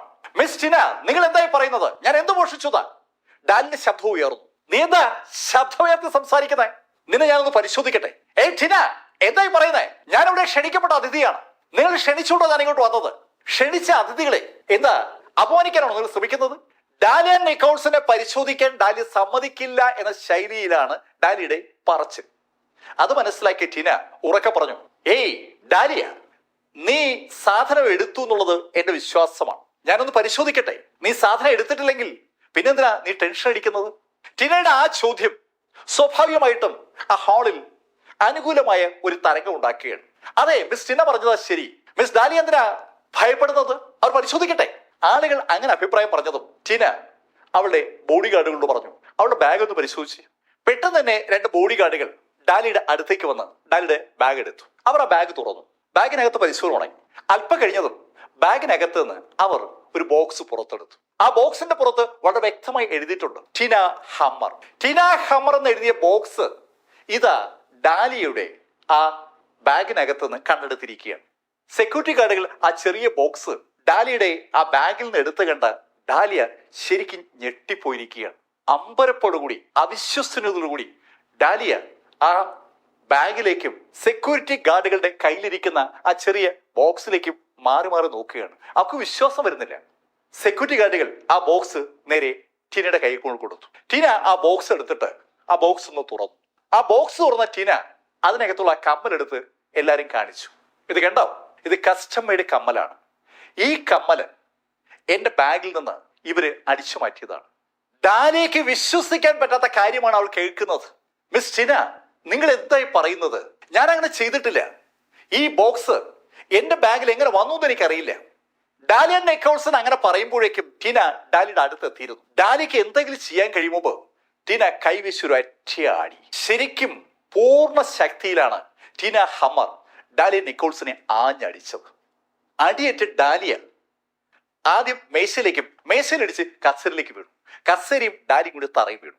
ഇതൊക്കെ പെട്ടെന്ന് സംഭവിക്കുന്നത് ആ ഹാളിൽ ഉണ്ടായിരുന്ന മുഴുവൻ ആളുകളും ശരിക്കും ഒന്ന് ഞെട്ടിയ നിമിഷമാണ്. ഡാലിയ നിക്കോൾസനെ അവർക്കൊക്കെ അറിയാം. ക്വിന്റൻ ഗ്രൂപ്പിന്റെ പ്രസിഡന്റ് ആണ് ഡാലിയ നിക്കോൾസൺ. ആ ഗ്രൂപ്പിന്റെ ചീഫ് എക്സിക്യൂട്ടീവ് ഓഫീസർ കൂടിയാണ്. ആ ഡാലിയ സ്വിൻഡനിലെ ഏറ്റവും സുന്ദരി എന്ന നിലയിൽ അറിയപ്പെടുന്ന ആളുമാണ്. ആ ഡാലിയാണ് ജനമായ ജനം മുഴുവൻ നോക്കി നിൽക്കെ സ്വിൻഡനിലെ ഏറ്റവും വലിയ പണക്കാരന്റെ മകൾ ടിന ഹമ്മർ ആഞ്ഞടിച്ചിരിക്കുന്നത്. തറയിലേക്ക് വീണ ഡാലിയ നിക്കോൾസൺ ഒരു പരുവത്തിൽ എണീക്കുകയാണ്. ഡാലിയ എണീറ്റതും ടിന വീണ്ടും അടുത്തെത്തി. എന്ത് ധൈര്യമുണ്ടായിട്ടാണ് നീ എന്റെ കമ്മല് മോഷ്ടിച്ചത്? അങ്ങനെ പറഞ്ഞുകൊണ്ട് ടിന വീണ്ടും ഒരു അടിയാടി.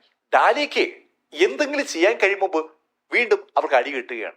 അടിയേറ്റ ഡാലിയ ഇപ്പോ മേശയുടെ പുറത്തേക്കാണ് കമന്നത്. സ്വാഭാവികമായിട്ടും മേശപ്പുറത്തുണ്ടായിരുന്ന പല സാധനങ്ങളും ഇപ്പൊ ഡാലിയുടെ പുറത്തായിട്ടുണ്ട്. മേശപ്പുറത്തേക്ക് കമന്ന ഡാലിയുടെ തലമുടിയിൽ പിടിച്ച് ടിന വലിച്ചുയർത്തി. ഇപ്പൊ ഒരു വല്ലാത്ത കാഴ്ചയാണ് ഡാലിയ നിക്കോൾസൺ. അവളുടെ ഇരു കവിളുകളിലും അടി വീണിട്ടുണ്ട്. അതിനു പുറമെ ആ ടേബിളിന് പുറത്തുണ്ടായിരുന്ന ഭക്ഷണ സാധനങ്ങൾ പലതും ഡാലിയുടെ ആ ഡ്രസ്സിലും മുഖത്തുമൊക്കെ ആയിരിക്കുകയാണ്. ആ കാഴ്ച കണ്ടതും ടിന ആ ടേബിളിൽ ഉണ്ടായിരുന്ന ഒരു റെഡ് വൈൻ കുപ്പി കയ്യിലെടുത്തു. അവൾ ആ റെഡ് വൈൻ കുപ്പിയുടെ അടപ്പങ്ങ് തുറന്നു. അതിനുശേഷം ആ വൈൻ ഡാലിയുടെ വായ്ക്കകത്തേക്ക് കുത്തിക്കയറ്റി. ഡാലിക്ക് ഒന്നും ചെയ്യാൻ കഴിയാത്ത അവസ്ഥയാണ്. കാരണം അവളുടെ തലമുടി ഒരു കൈ കൊണ്ട് ടിന പിടിച്ചിരിക്കുകയാണ്. ഒരു കൈ കൊണ്ട് തലമുടി വലിച്ചു പിടിച്ചിരിക്കുകയാണ്. എന്നിട്ടാണ് മറ്റേ കൈ കൊണ്ട് ആ വൈൻ, റെഡ് വൈൻ ഡാലിയുടെ വായ്ക്കകത്തേക്ക് കമഴ്ത്തിയത്. ഡാലിക്ക് അവളുടെ വാ അടയ്ക്കാൻ പറ്റാത്ത സാഹചര്യമാണ്. കുപ്പി അവളുടെ വായ്ക്കകത്തിരിക്കുകയാണ്. സകലരും ശ്വാസം പിടിച്ച കാഴ്ച കാണുമ്പോഴേക്കും ആ വൈൻ മുഴുവൻ ഡാലിയുടെ വായ്ക്കകത്തേക്ക് കമഴ്ത്തി. ചുവന്ന ആ വൈൻ മുഴുവൻ ഡാലിയുടെ വായിലേക്ക് കമഴ്ന്നു കഴിഞ്ഞതും ആ കുപ്പി ടിന വലിച്ചൊരേറി. അതിനുശേഷം ഒരു കുപ്പിയുടെ വലിച്ചെടുത്തു. വീണ്ടും ഡാലിയുടെ വായിലേക്ക് ആ വൈൻ കമത്തുകയാണ്. 2 കുപ്പി റെഡ് വൈൻ ഡാലിയുടെ ആ വായിലേക്ക് കമഴ്ത്തി കഴിഞ്ഞതും അവളുടെ മുഖത്തുകൂടിയും വായിക്കൂടിയൊക്കെ രക്തവും വൈനും ഒക്കെ ഇങ്ങനെ ഒലിച്ചിറങ്ങി തുടങ്ങി. ശരിക്കും സങ്കടകരമായ ഒരു രംഗത്തിനാണ് നമ്മൾ സാക്ഷിയാകുന്നത്. അണിഞ്ഞൊരുങ്ങി സുന്ദരിയായി ബർത്ത്ഡേ പാർട്ടിക്ക് പങ്കെടുക്കാൻ വന്ന ഡാലിയ നിക്കോൾസൺ ഇതാ ഒരു വല്ലാത്ത അവസ്ഥയിൽ എത്തി നിൽക്കുകയാണ്. ഡാലിയുടെ കാലുകൾ ഇപ്പോ തറയിൽ ഉറയ്ക്കുന്നില്ല. അവർക്ക് എന്താണ് സംഭവിക്കുന്നത് ഇതുവരെ മനസ്സിലായിട്ടുമില്ല. എന്തിനാണ് ടിന ഹമ്മർ അവിടെ തല്ലിയെന്ന് അവർക്ക് മനസ്സിലായിട്ടില്ല. അവൾ ആ മേശ പിടിച്ച് ടിനോട് ചോദിച്ചു, മിസ് ടിന, എന്തിനാ നിങ്ങൾ എന്നെ തല്ലുന്നത്? നിനക്ക് ഞാൻ നിന്നെ തല്ലുന്നത് എന്തിനാണെന്ന് മനസ്സിലായില്ല അല്ലേ? എടീ, നീ എന്റെ മാറ്റിനെ കറക്കിയെടുത്തല്ലേ? മാറ്റിന്റെ പേര് കേട്ടതും ഡാലിയക്ക് കഥ മനസ്സിലായി. അത് മനസ്സിലായതും ഡാലിയ ആ കസേരവും തള്ളിയിട്ട് ടിനോട് പറഞ്ഞു, അത് ശരി, നീ അപ്പൊ എന്നെ കുരുക്കിയതാണല്ലേ? അതെടി, ഞാൻ കുരുക്കിയതാണ്. ഡാലിക്ക് ഇപ്പൊ കഥ മനസ്സിലായിരിക്കുകയാണ്. ഡാലിയുടെ ബാഗിലേക്ക് ആ ബോക്സ് വെച്ചത് ടിന തന്നെയാണ്. അവളെ കുരുക്കാൻ വേണ്ടി ബോധപൂർവ്വം ഉണ്ടാക്കിയ ഒരു കെണിയാണ്. ടിനയുടെ മറുപടി കേട്ട് ഡാലിയ എന്തോ പറയണമെന്നറിയാതെ സ്തംഭിച്ചു നിൽക്കുകയാണ്. അപ്പോഴേക്കും വീണ്ടും ടിന അവിടെ അടുത്തെത്തിയ ടിന അതിവേഗതയിൽ ഡാലിയുടെ മുടിയിലേക്ക് പിടിച്ചിട്ട് ആ തല പിടിച്ചൊരു ഒറ്റ ഇടി തൊട്ടു മുമ്പിലുള്ള ടേബിളിൽ. ഡാലിയുടെ മുഖം ആ ടേബിളിൽ ഇടിച്ചു. മൂക്കും കവിളും പല്ലും വായും ഒക്കെ ആ ടേബിളിൽ ഇടിച്ചു എന്ന് വ്യക്തമാണ്. ടേബിളിലേക്ക് ആ തല ഇടിക്കുമ്പോൾ അടുത്തേക്കുന്ന ആളുകൾക്ക് അറിയാതെ കൈകൊണ്ട് അവരുടെ മുഖം പൊത്തിപ്പോവുകയാണ്. അത്ര ഭീതിജനകമായ ശൈലിയിലാണ് ടീന ആ തല പിടിച്ചിടിച്ചത്. ഇപ്പോ ഡാലിയുടെ മുഖം ഏതാണ്ട് വികൃതമായിരിക്കുകയാണ്. ഡാലിയുടെ വായിലേക്ക് ആ വൈൻ കലർത്തിയതുകൊണ്ട് ഡാലിയുടെ കാലുകൾ ഉറയ്ക്കുന്നില്ല. ആ സമയത്ത് ആ ഇടിയൂടായപ്പോ ഡാലിയ ഒന്ന് പുറകോട്ട് മറിഞ്ഞ് തറയിലേക്ക് വീണ ഡാലിയുടെ അടുത്തേക്ക് എത്തിയ ടീന കാലുയർത്തി ഒരു ഒറ്റ ചവിട്ട്. ഡാലിയുടെ വലത് കൈയിലാണ് അവൾ ആഞ്ഞ് ചവിട്ടിയത്. അതിനുശേഷം ടീനയുടെ ആ ഹൈ ഹീലിട്ട കാല് നേരെ എത്തിയത് ഡാലിയുടെ വിരലിലേക്കാണ്. ടീന ഡാലിയുടെ വിരലിൽ ആഞ്ഞ് ചവിട്ടി. ഓരോ വിരലായി നോക്കി ചവിട്ടുകയാണ്. ഡാലിയാണെങ്കിൽ ഏതാണ്ട് അർത്ഥബോധാവസ്ഥയിലാണ് ഇപ്പോൾ തറയിൽ കിടക്കുന്നത്. ആ അർത്ഥബോധാവസ്ഥയിൽ ഡാലിക്ക് പൊരുതാൻ പോലും പറ്റുന്നില്ല.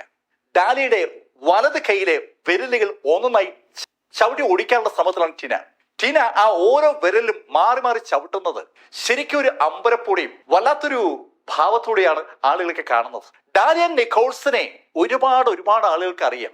ഡാലിയ ആ ശൈലിയിൽ ഒരു ആഭരണവും മോഷ്ടിക്കില്ലെന്ന് മിക്കവാറും എല്ലാവർക്കും അറിയാം. പക്ഷെ ആർക്കും ഇടപെടാൻ പറ്റില്ല. കാരണം അവിടെ ഡാലിയ തല്ലുന്നത് ഹമ്മറുടെ മകളാണ്. ഹമ്മറെ എതിർക്കാൻ ഒരാൾക്കും പറ്റില്ല. ഡാലിയെ സഹായിക്കണമെന്ന് പലർക്കും ആഗ്രഹമുണ്ട്. പക്ഷേ എന്ത് ചെയ്യാനാ, ഒന്നും ചെയ്യാൻ പറ്റില്ല. അതേസമയത്ത് ഡാലിയോട് ലേശം അസൂയുള്ള സ്ത്രീകളൊക്കെ ഇത് കണ്ടങ്ങ് ആസ്വദിക്കുകയാണ്. വലിയ സുന്ദരി എന്ന് പറഞ്ഞ് വന്നതാണ്, ഇപ്പൊ കണ്ടില്ലേ. അങ്ങനെ അവർ മനസ്സിൽ കരുതുമ്പോഴേക്കും ടീന ഡാലിയുടെ നെഞ്ചിലേക്ക് മുട്ടുകുത്തി. ടീന കുനിഞ്ഞ് ഇരു കൈയും കൊണ്ട് ഡാലിയുടെ കവിളിൽ മാറി മാറി അടിക്കുകയാണ്. വലത് കൈകൊണ്ടും ഇടത് കൈകൊണ്ടും മാറി മാറി തറയിൽ കിടക്കുന്ന ഡാലിയുടെ കവിളിൽ അടിക്കുകയാണ്. അടിയേറ്റ് ഡാലിയുടെ കവിളൊക്കെ പൊട്ടി. കവിളിലൂടെയും ചുണ്ടിലൂടെയും മൂക്കിലൂടെയൊക്കെ ചോരെങ്ങനെ ഒലിച്ചു വരികയാണ്. ശരിക്കും കണ്ടാൽ ആളുകൾ കരഞ്ഞു പോകുന്ന ശൈലിയിലേക്ക് ഡാലിയുടെ മുഖം ഏതാനും നിമിഷങ്ങൾ കൊണ്ട് മാറി.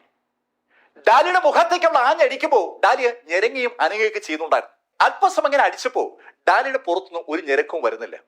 ഡാലിയ പൂർണ്ണമായും ബോധരഹിതയായിരിക്കുകയാണ്. അത് കണ്ടതും ഒരു സെക്യൂരിറ്റി ഗാർഡ് ടീനയുടെ അടുത്തേക്ക് വന്ന് ടീനയോട് പറഞ്ഞു, മാഡം ഇനി തല്ലിയ അവൾ ചത്തുപോകും. അത് കേട്ടതും ടീന എണീറ്റു. അതുവരെ ഡാലിയുടെ നെഞ്ചിൽ കയറിയിരുന്ന് ഡാലിയെ അടിച്ചുകൊണ്ടിരുന്ന ടീന എണീറ്റിട്ട് കാലുകൊണ്ട് ഒരു ചവിട്ട്. ഡാലിയുടെ വയറ് ലക്ഷ്യമാക്കിയാണ് ചവിട്ട്. അങ്ങനെ ചവിട്ടിന് ശേഷം ടീന സെക്യൂരിറ്റിക്കാരോട് പറഞ്ഞു, ഇവളെ എടുത്ത് പുറത്ത് കളഞ്ഞേക്ക്. കേൾക്കേണ്ട താമസം സെക്യൂരിറ്റി ഗാർഡുകൾ ഡാലിയെ തൂക്കിയെടുത്ത് പുറത്തേക്ക് കൊണ്ടുപോയി. ആ എമറാൾഡ് ഹോട്ടലിന്റെ വാതിൽക്കലിന്റെ പുറത്തേക്ക് ഡാലിയെ അവർ വലിച്ചെറിഞ്ഞു. ഈ സമയത്ത് വാഷ് ബേസിന് പുറത്തു വന്ന് ഈ കാഴ്ച കണ്ടുകൊണ്ടിരിക്കുന്ന ജൂലി ആ ആൾക്കൂട്ടത്തിനിടയിൽ കൂടി ശബ്ദമുണ്ടാക്കാത്ത പുറത്തേക്ക് ഇറങ്ങി. അവൾക്ക് ഒന്നും ചെയ്യാൻ കഴിയുമായിരുന്നില്ല. അവളുടെ ജീവൻ രക്ഷിക്കാൻ വേണ്ടിയാണ് അവൾ ഡാലിയെ ഒറ്റുകൊടുത്തത്. ഹോട്ടലിന് പുറത്തെത്തിയ ജൂലി ഡാലിയെ ഒരു വാഹനത്തിൽ കയറ്റി നേരെ ഹോസ്പിറ്റലിലേക്ക് കൊണ്ടുവന്നു.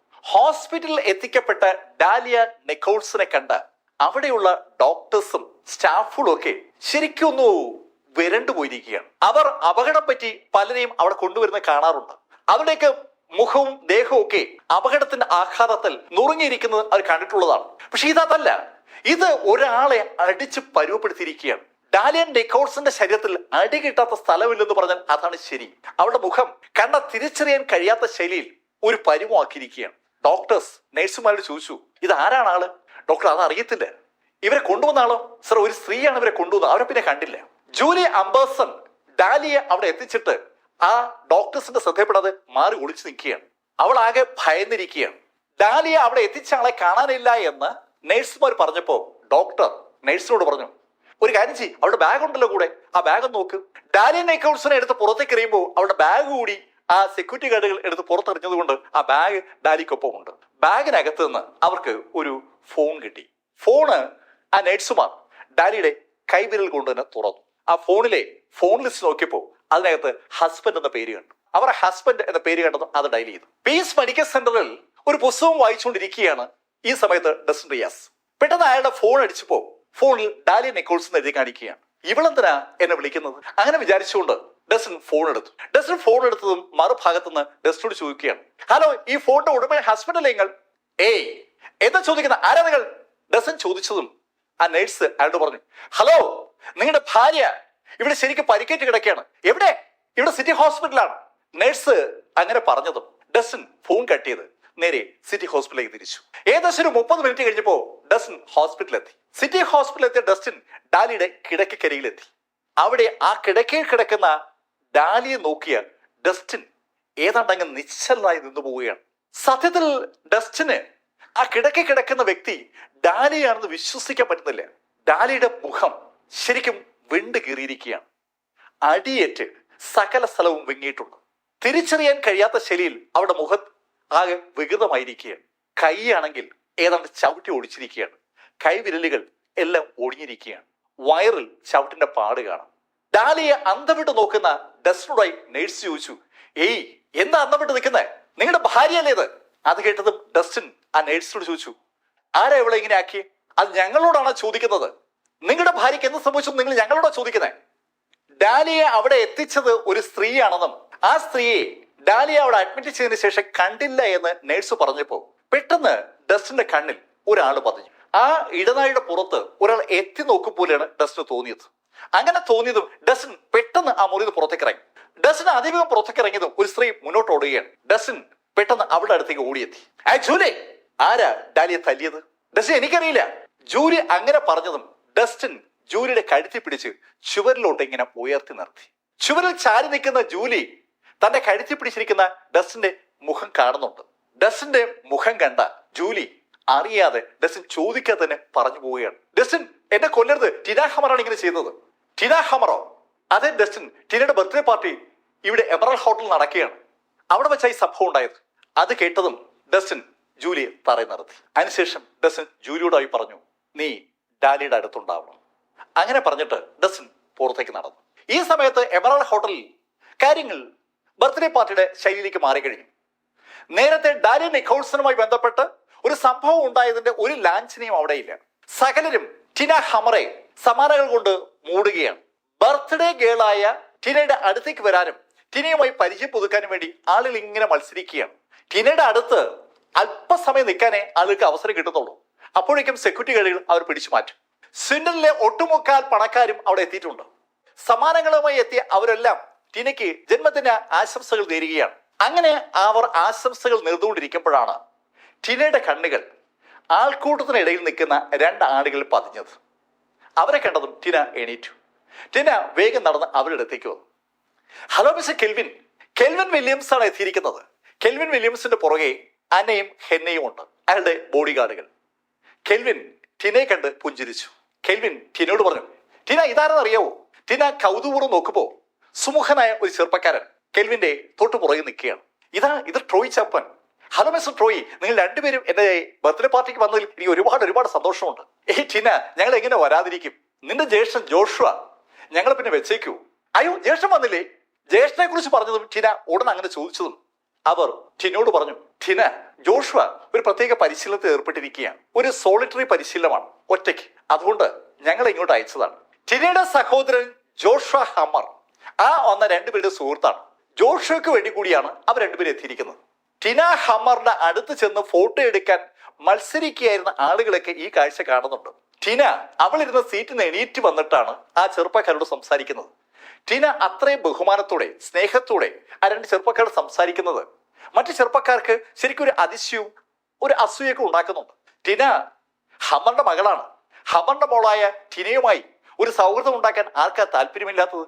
സൗഹൃദ സംഭാഷണങ്ങൾ കഴിഞ്ഞതും കെൽവിൻ ടിനയോട് പറഞ്ഞു, ടിന യു ക്യാരി ഓൺ, ഞങ്ങൾ ഇവിടേക്ക് തന്നെ ഉണ്ടാവും. അങ്ങനെ പറഞ്ഞതിന് ശേഷം കെൽവിനും ട്രോയും ഒരു മേശയുടെ അടുത്തേക്ക് നീങ്ങി. ആ നാലംഗ ടീമിനെ ആ മേശ കാണിച്ചു കൊടുത്തു തന്നെ ടിനയാണ്. ടിന അവർക്ക് വേണ്ടി ഒരു മേശ ഒരുക്കി എടുത്തു എന്ന് വേണമെങ്കിൽ പറയാം.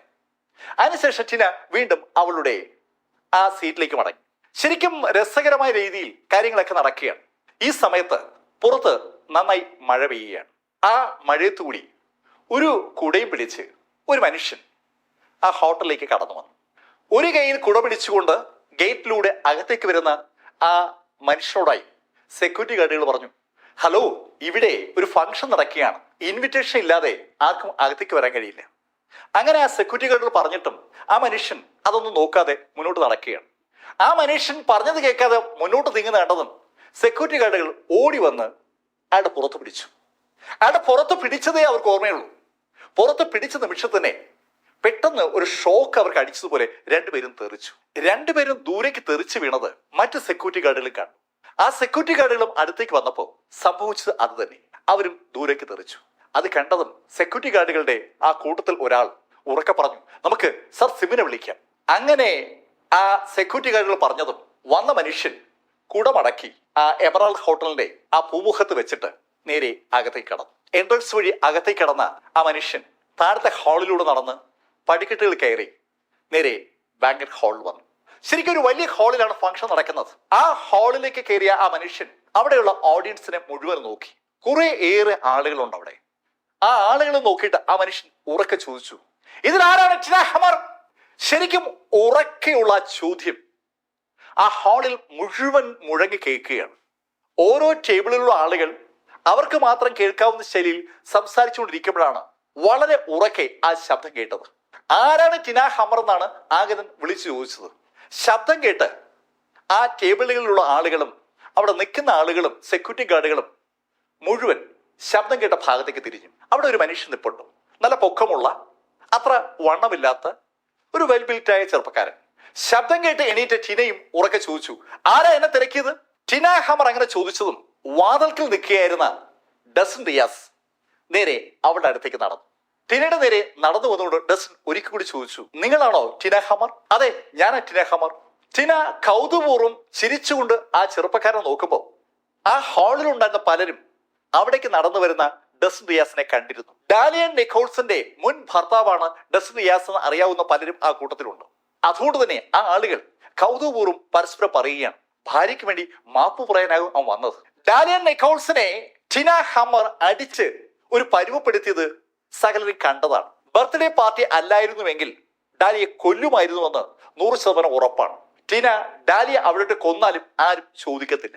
ഡാലിയോടുള്ള ടിനയുടെ ദേഷ്യം മറക്കണമെന്ന് പറയാനും മാപ്പപേക്ഷിക്കാനുമായി അവളുടെ ഭർത്താവ് ഡസൻ വന്നതാണ്. ആൾക്ക് വ്യക്തമായി കാര്യം അറിയും. സകലരും ഡസൻ എങ്ങനെയാകും മാപ്പ് പറയുക എന്നറിയാനായി ടിനയുടെ അടുത്തേക്ക് നടന്നു വരുന്ന ഡസ്റ്റിനെയും ടിനയും അങ്ങനെ മാറി മാറി നോക്കുമ്പോൾ ഈ സംഭാഷണങ്ങൾ കേട്ട ടിന ഒന്ന് ചിരിച്ചു. ടിന ഡസൻ അടുത്തെത്തിയതും ഡസനോട് പറഞ്ഞു, ഹലോ, നിങ്ങൾ മാപ്പ് പറഞ്ഞാലൊന്നും എന്റെ ദേഷ്യം തീരത്തില്ല. അങ്ങനെ ടിന പറയുമ്പോഴേക്കും ഡസൻ ഏതാണ്ട് ടിനയുടെ അടുത്തെത്തി കഴിഞ്ഞു. ഡസൻ ടിനോട് ചോദിച്ചു, നിങ്ങളാണോ ഡാലിയെ തല്ലിയത്? അതെ, ഞാനാ തല്ലിയത്. അവളെ യഥാർത്ഥത്തിൽ കൊല്ലേണ്ടതായിരുന്നു. ഇന്ന് പിന്നെ എന്റെ ബർത്ത്ഡേ പാർട്ടി ആയതുകൊണ്ട് ഞാൻ അവളെ കൊല്ലാതെ വിട്ടതാണ്. അതിന്റെ അർത്ഥം ഞാൻ അവളെ കൊല്ലില്ല എന്നല്ല. അവൾക്ക് ഒരു പേടി സ്വപ്നമായി ഇനി ഞാൻ ഉണ്ടാവും. ശരിക്കും അഹങ്കാരത്തോടുകൂടി ആത്മവിശ്വാസത്തോടുകൂടി സകലരും നോക്കി നിൽക്കേ ടിന അങ്ങനെ പറഞ്ഞതും ഡസൻ റിയാസ് അവളുടെ തൊട്ടു മുന്നിലെത്തി. ഡസ്റ്റിനും ടിനയും തമ്മിൽ ഏകദേശം 5 അടി വ്യത്യാസമുള്ളപ്പോഴാണ് ടിന സംസാരിച്ചത്. അവളുടെ ആ സംഭാഷണം അവസാനിപ്പിച്ച ആ നിമിഷത്തിൽ തൊട്ടു മുന്നിലെത്തിയ ഡസ്റ്റിൻ കൈ ഉയർത്തി ഒരു അറ്റിയാടി. ശരിക്കും പടക്കം പൊട്ടുപോലെ ശബ്ദമാണ് ആളുകൾ തൽഫലമായി കേട്ടത്. ഡസ്റ്റിന്റെ കൈ ടിനയുടെ കവിളിൽ പതിഞ്ഞതും ടിന ഒന്ന് കറങ്ങി.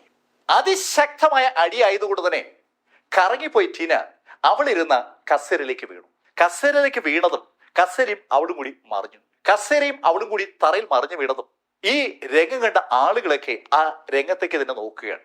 ബർത്ത്ഡേ ഗേളായ ടിന ഹമ്മറെ ഇതാ ഡാലിയുടെ ഹസ്ബൻഡ് ഡസൻ റിയാസ് അടിച്ച് താഴെ വീഴ്ത്തിയിരിക്കുന്നു. ഒരു അക്ഷരം പോലും മിണ്ടാതെ ആ രംഗത്തിലേക്ക് തന്നെ സകലരും നോക്കി നിൽക്കുകയാണ്. സകലരുടെ ചിന്ത ഏതാണ്ട് ഇപ്പൊ ശൂന്യമാണ്.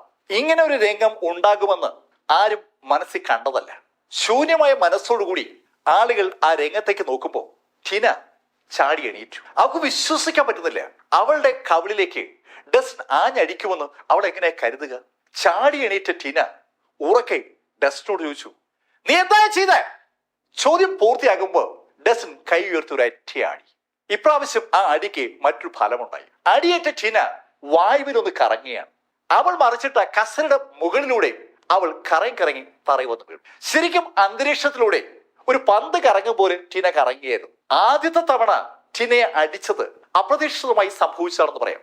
രണ്ടാമത്തെ അടി അറിഞ്ഞുകൊണ്ട് തന്നെയാണ് അടിച്ചിരിക്കുന്നത്. അടിയേറ്റ് കസരയുടെ അപ്പുറത്തേക്ക് വീണ ടിനയുടെ അടുത്തേക്ക് ഡസൻ എത്തി. ഡസൻ അവളുടെ മുടി പിടിച്ച് പൊക്കിയെടുത്തു. മുടിയോടുകൂടി അവളെ വലിച്ച് നേരത്തെ അവൾ നിന്ന ഭാഗത്തേക്ക് കൊണ്ടുവന്നു. ശരിക്കും ഇപ്പോ ആ ഹാൾ മുഴുവൻ പൂർണ്ണ നിശബ്ദതയിലാണ്. ഡസൻ റിയാസ് തല്ലുന്നത് ഹമ്മറുടെ മകൾ ടിന ഹമ്മറെയാണ്. വീണെടുത്ത ടിനയെ തലമുടി പിടിച്ച് വലിച്ചു കൊണ്ടുവന്ന ഡസൻ ആളുകൾ കാണക്കെ ടിന നിർത്തി. ചുറ്റും നിറയെ ആളുകളാണല്ലോ. മുഴുവൻ ആളുകളും കാണക്കെ ടിന നിൽക്കണമെന്നുള്ളത് ഡസന്റെ ഏതാണ്ട് തീരുമാനം പോലെയാണ്. മുഴുവൻ ആളുകളും തന്നെ കാണുന്നു കണ്ടതും ടിനയ്ക്കൊരു ധൈര്യമായി. ടിന ഡസനോട് പറഞ്ഞു, ഇടാ, നീ ആരെ തല്ലിയെന്നറിയാവോ? ഞാൻ ആരെന്നറിയാമോ നിനക്ക്? ഞാനേ എഡ്വിൻ ഹമ്മറുടെ മകളാണ്. അത് കേട്ടതും ഡസ്റ്റിൻ പറഞ്ഞു, നിന്റെ അച്ഛൻ ആ എഡ്വിൻ ഇവിടെ ഉണ്ടെങ്കിലും ഞാൻ നിന്നെ തല്ലുമായിരുന്നു. ഡസ്റ്റിന്റെ മറുപടി ടിനയെ മാത്രമല്ല ആ എൻ്റെ ഓഡിയൻസിനെയും ഒന്ന് ഞെട്ടിപ്പിക്കുന്നതാണ്. എഡ്വിൻ ഹമ്മർ നോക്കി നിൽക്കെ അയാളുടെ മകളെ തല്ലുമെന്നാണ് ഡസ്റ്റിൻ പറഞ്ഞത്. ഡസ്റ്റിൻ റിയാസിനെ പലർക്കും അറിയാം. ഡാലിയ നിക്കോൾസിന്റെ മുൻ ഭർത്താവ്, ഡാലിക്കൊപ്പം എപ്പോഴുമുള്ള ആള്. അതിനപ്പുറത്തേക്ക് ഡസ്റ്റിനെ അവരാരും കണ്ടിട്ടില്ല, കേട്ടിട്ടില്ല. ആ ഡസ്റ്റിൻ ഇപ്പൊ സകലരും നോക്കി നിൽക്കേ ടിന ഹമ്മറെ അങ്ങനെ തല്ലുമെന്ന് അവരെങ്ങനെയാ വിശ്വസിക്കുക? ഇടാ നീ എന്നെ തല്ലിയല്ലേ? അങ്ങനെ പറഞ്ഞോണ്ട് ടിന അവളുടെ സെക്യൂരിറ്റി ഗാർഡുകളെ നോക്കി. സെക്യൂരിറ്റി ഗാർഡുകൾക്ക് കഥ മനസ്സിലായി. പെട്ടെന്ന് സെക്യൂരിറ്റി ഗാർഡുകൾ മുന്നോട്ട് കുതിച്ചു. ഹമ്മർ കുടുംബത്തിന്റെ എലൈറ്റുകൾ എന്ന് വിളിക്കാവുന്ന ഒത്തിരി സെക്യൂരിറ്റി ഗാർഡുകൾ അവിടെയുണ്ട്. ആ സെക്യൂരിറ്റി ഗാർഡുകൾ ഓടി വന്ന് ടീനയ്ക്കും ഡസ്റ്റിനും ഇടയിൽ കയറി നിൽക്കുകയായിരുന്നു. ഒരു മതില് അവരങ്ങ് ഉണ്ടാക്കിയതാണ്. ടീനയ്ക്ക് ഒരു പ്രൊട്ടക്ഷനായി ആ മതിൽ എങ്ങനെ വന്നു? ആ മതില് അവർ രൂപീകരിച്ചു എന്നുള്ളത് ശരിയാണ്. പക്ഷെ അല്പസമയം കഴിഞ്ഞപ്പോൾ നമ്മൾ കാണുന്നത് ആ മതില് കഷ്ണം കഷ്ണമായി ചിതറി ചുറ്റും കിടക്കുന്നതാണ്. ആ മതിലിന്റെ ഭാഗമായിരുന്ന എല്ലാ ബോഡി ഗാർഡുകളും ഇപ്പോ കൈ ഒടിഞ്ഞോ കാലൊടിഞ്ഞോ ഒക്കെ തറയെ കിടപ്പുണ്ട്. ആ കാഴ്ച ആ എൻ്റെ സദസ്സും കണ്ടു. അവർക്ക് കൊണ്ട് വിശ്വസിക്കാനാവാത്ത ഒരു രംഗത്തിനാണ് കഴിഞ്ഞ 1 മിനിറ്റ് അവർ സാക്ഷിയായത്. ആ മതിൽ അവിടെ വന്നതും ഡസ്റ്റിൻ മുന്നോട്ട് നീങ്ങിയതാണ്. ഡസ്റ്റിന്റെ കൈയും കാലും ഒക്കെ അതിവേഗത്തിൽ ചലിക്കുന്നതും അവർ കണ്ടു. ആ ചലനത്തിന്റെ ഫലമായി ആ ബോഡി ഗാർഡുകൾ ചുവരിലിടിച്ചും മേശയിലിടിച്ചും കസരിലിടിച്ചും ഒക്കെ തെറിച്ച് താഴേക്ക് വീഴുന്നതാണ് തൊട്ട് അവരൊക്കെ കണ്ടത്. ഇപ്പൊ അവിടെ ഒരു കുളമായിട്ടുണ്ട്. കസേരയും മേശകളും ഒക്കെ ഏതാണ്ട് പൊട്ടിച്ചെറി കിടക്കുകയാണ്. അതിനിടയിലും അതിന്റെ മുകളിലും താഴെയായിട്ട് അനവധി ബോഡി ഗാർഡുകൾ കിടപ്പുണ്ട്. ഇപ്പോ ഡസ്റ്റിനും ആ ടിന ഹമ്മറും മാത്രമാണ് അവിടെ ഉള്ളത്. ശരിക്കും ഒരു ഭയം ഇപ്പോ ടിനയുടെ മുഖത്തുണ്ട്. സകല ബോഡി ഗാർഡുകളും വീണതും ഭയന്നുപോയ ടിന ഹമ്മർ ഒന്ന് പുറകോട്ട് നീങ്ങാൻ ഒരു ശ്രമം നടത്തിയതാണ്. പക്ഷെ അപ്പോഴേക്ക് ഡസ്റ്റിൻ അവളുടെ മുന്നിലെത്തി ഡസ്റ്റിൻ അവളുടെ കവിളിലേക്ക് ആഞ്ഞൊരൊറ്റയാടി. അടിയേറ്റ് അവളുടെ കവിളൊന്ന് ആ കവിള് തിരിഞ്ഞതും മറുഭാഗത്ത് ഡസ്റ്റിൻ വീണ്ടും ആഞ്ഞടിച്ചു. ആ കവിള് പിന്നെ ശരിയായി നേരെ വന്നു. വീണ്ടും അടി. ഇടത്തോട്ടും വലത്തോട്ടും മാറി മാറി ഡസ്റ്റിൻ അടിക്കുകയാണ്. ഈ അടികളൊക്കെ സെക്കൻഡുകൾ കൊണ്ടാണ് സംഭവിക്കുന്നത്. തുരുതുര അടി അവളുടെ മുഖത്തേക്ക് വീണതും ആൾക്കൂട്ടത്തിനിടയുന്ന കെൽവിനും ട്രോയും കെൽവിന്റെ ആ 2 ബോഡി ഗാർഡുകളും ഓടി അവരുടെ അടുത്തേക്ക് വന്നു. അങ്ങനെ പറഞ്ഞുകൊണ്ട് ആ കെൽവിൻ ഓടി വന്നത്. ശബ്ദം കേട്ട് ഡസ്റ്റിൻ ഒന്ന് തിരിഞ്ഞപ്പോഴാണ് ഡസ്റ്റിന്റെ മുഖം കൃത്യമായിട്ട് കെൽവിൻ ഒന്ന് കണ്ടത്. നീയാ? കുറെ ദിവസങ്ങൾക്ക് മുമ്പ് ഡ്യൂവാൻ വെൽഷന്റെ വീട്ടിൽ വെച്ച് കെൽവിൻ വില്യംസ് ഡസ്റ്റിനുമായിട്ട് ഒന്ന് ഉടക്കിയതാണ്. അന്ന് കെൽവിന് തയ്യാറെടുക്കാനുള്ള സമയം കിട്ടും മുമ്പ് ഡസ്റ്റിനെ ആക്രമിച്ചത് കൊണ്ട് കെൽവിൻ ഒന്ന് പരാജയപ്പെട്ടു പോയതാണ്. ഇപ്പൊ ഇത് അയാൾക്ക് ആ പരാജയത്തിന് പകരം ചോദിക്കാൻ ഒരു അവസരം കിട്ടിയിരിക്കുകയാണ്. കെൽവിൻ വില്യംസ് അങ്ങോട്ട് കടന്നു വന്ന കണ്ടപ്പോ ടീനയ്ക്ക് സന്തോഷമായി. ടീന അടിയേറ്റ് മുഖമെല്ലാം വിണ്ടു കീറിയിരിക്കുകയാണെങ്കിലും ആ സന്തോഷത്തോടുകൂടി ഉറക്കെ ഡസ്റ്റിനോട് പറഞ്ഞു, ഇടാ നീ തീർന്ന്. കെൽവിൻ അവനെ ഇവിടെ ഇട്ട് തീർക്കണം. കഷണം കഷണമായി ഇവൻ ഇവിടെ ഇട്ട് വെട്ടി നുറുക്കണം.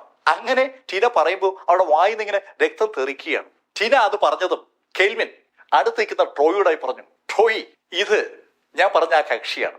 അന്ന് ഞങ്ങൾ ഉപദ്രവിച്ചില്ലേ, അത് ഇവനാണ്. ഇവനാണ് അത്? അത് ശരി, ഇവനെ അങ്ങനെ വെറുതെ വിടാൻ പറ്റില്ലല്ലോ. അങ്ങനെ ട്രോയി പറഞ്ഞതും കെൽവിൻ ട്രോയോട് പറഞ്ഞു, ട്രോയ് ഇപ്പൊ ഇടപെടണ്ട, ഇവന് നോക്കിക്കോളൂ. അനയും ഹെന്നയും കെൽവിന്റെ പുറകിൽ നിൽപ്പുണ്ട്. കഴിഞ്ഞ പ്രാവശ്യം ഡസ്റ്റിനുമായി എതിരിട്ടപ്പോ അവർക്ക് ശരിക്കും അങ്ങോട്ട് ഫൈറ്റ് ചെയ്യാൻ പറ്റിയിരുന്നില്ല.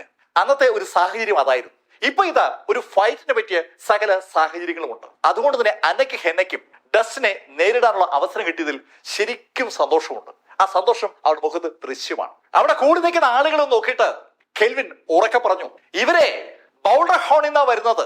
ഞാൻ കെൽവിൻ വില്യംസ്, ബൗൾഡർ ഹോണിന്റെ ഡെപ്യൂട്ടി ചീഫാണ് എന്റെ അച്ഛൻ.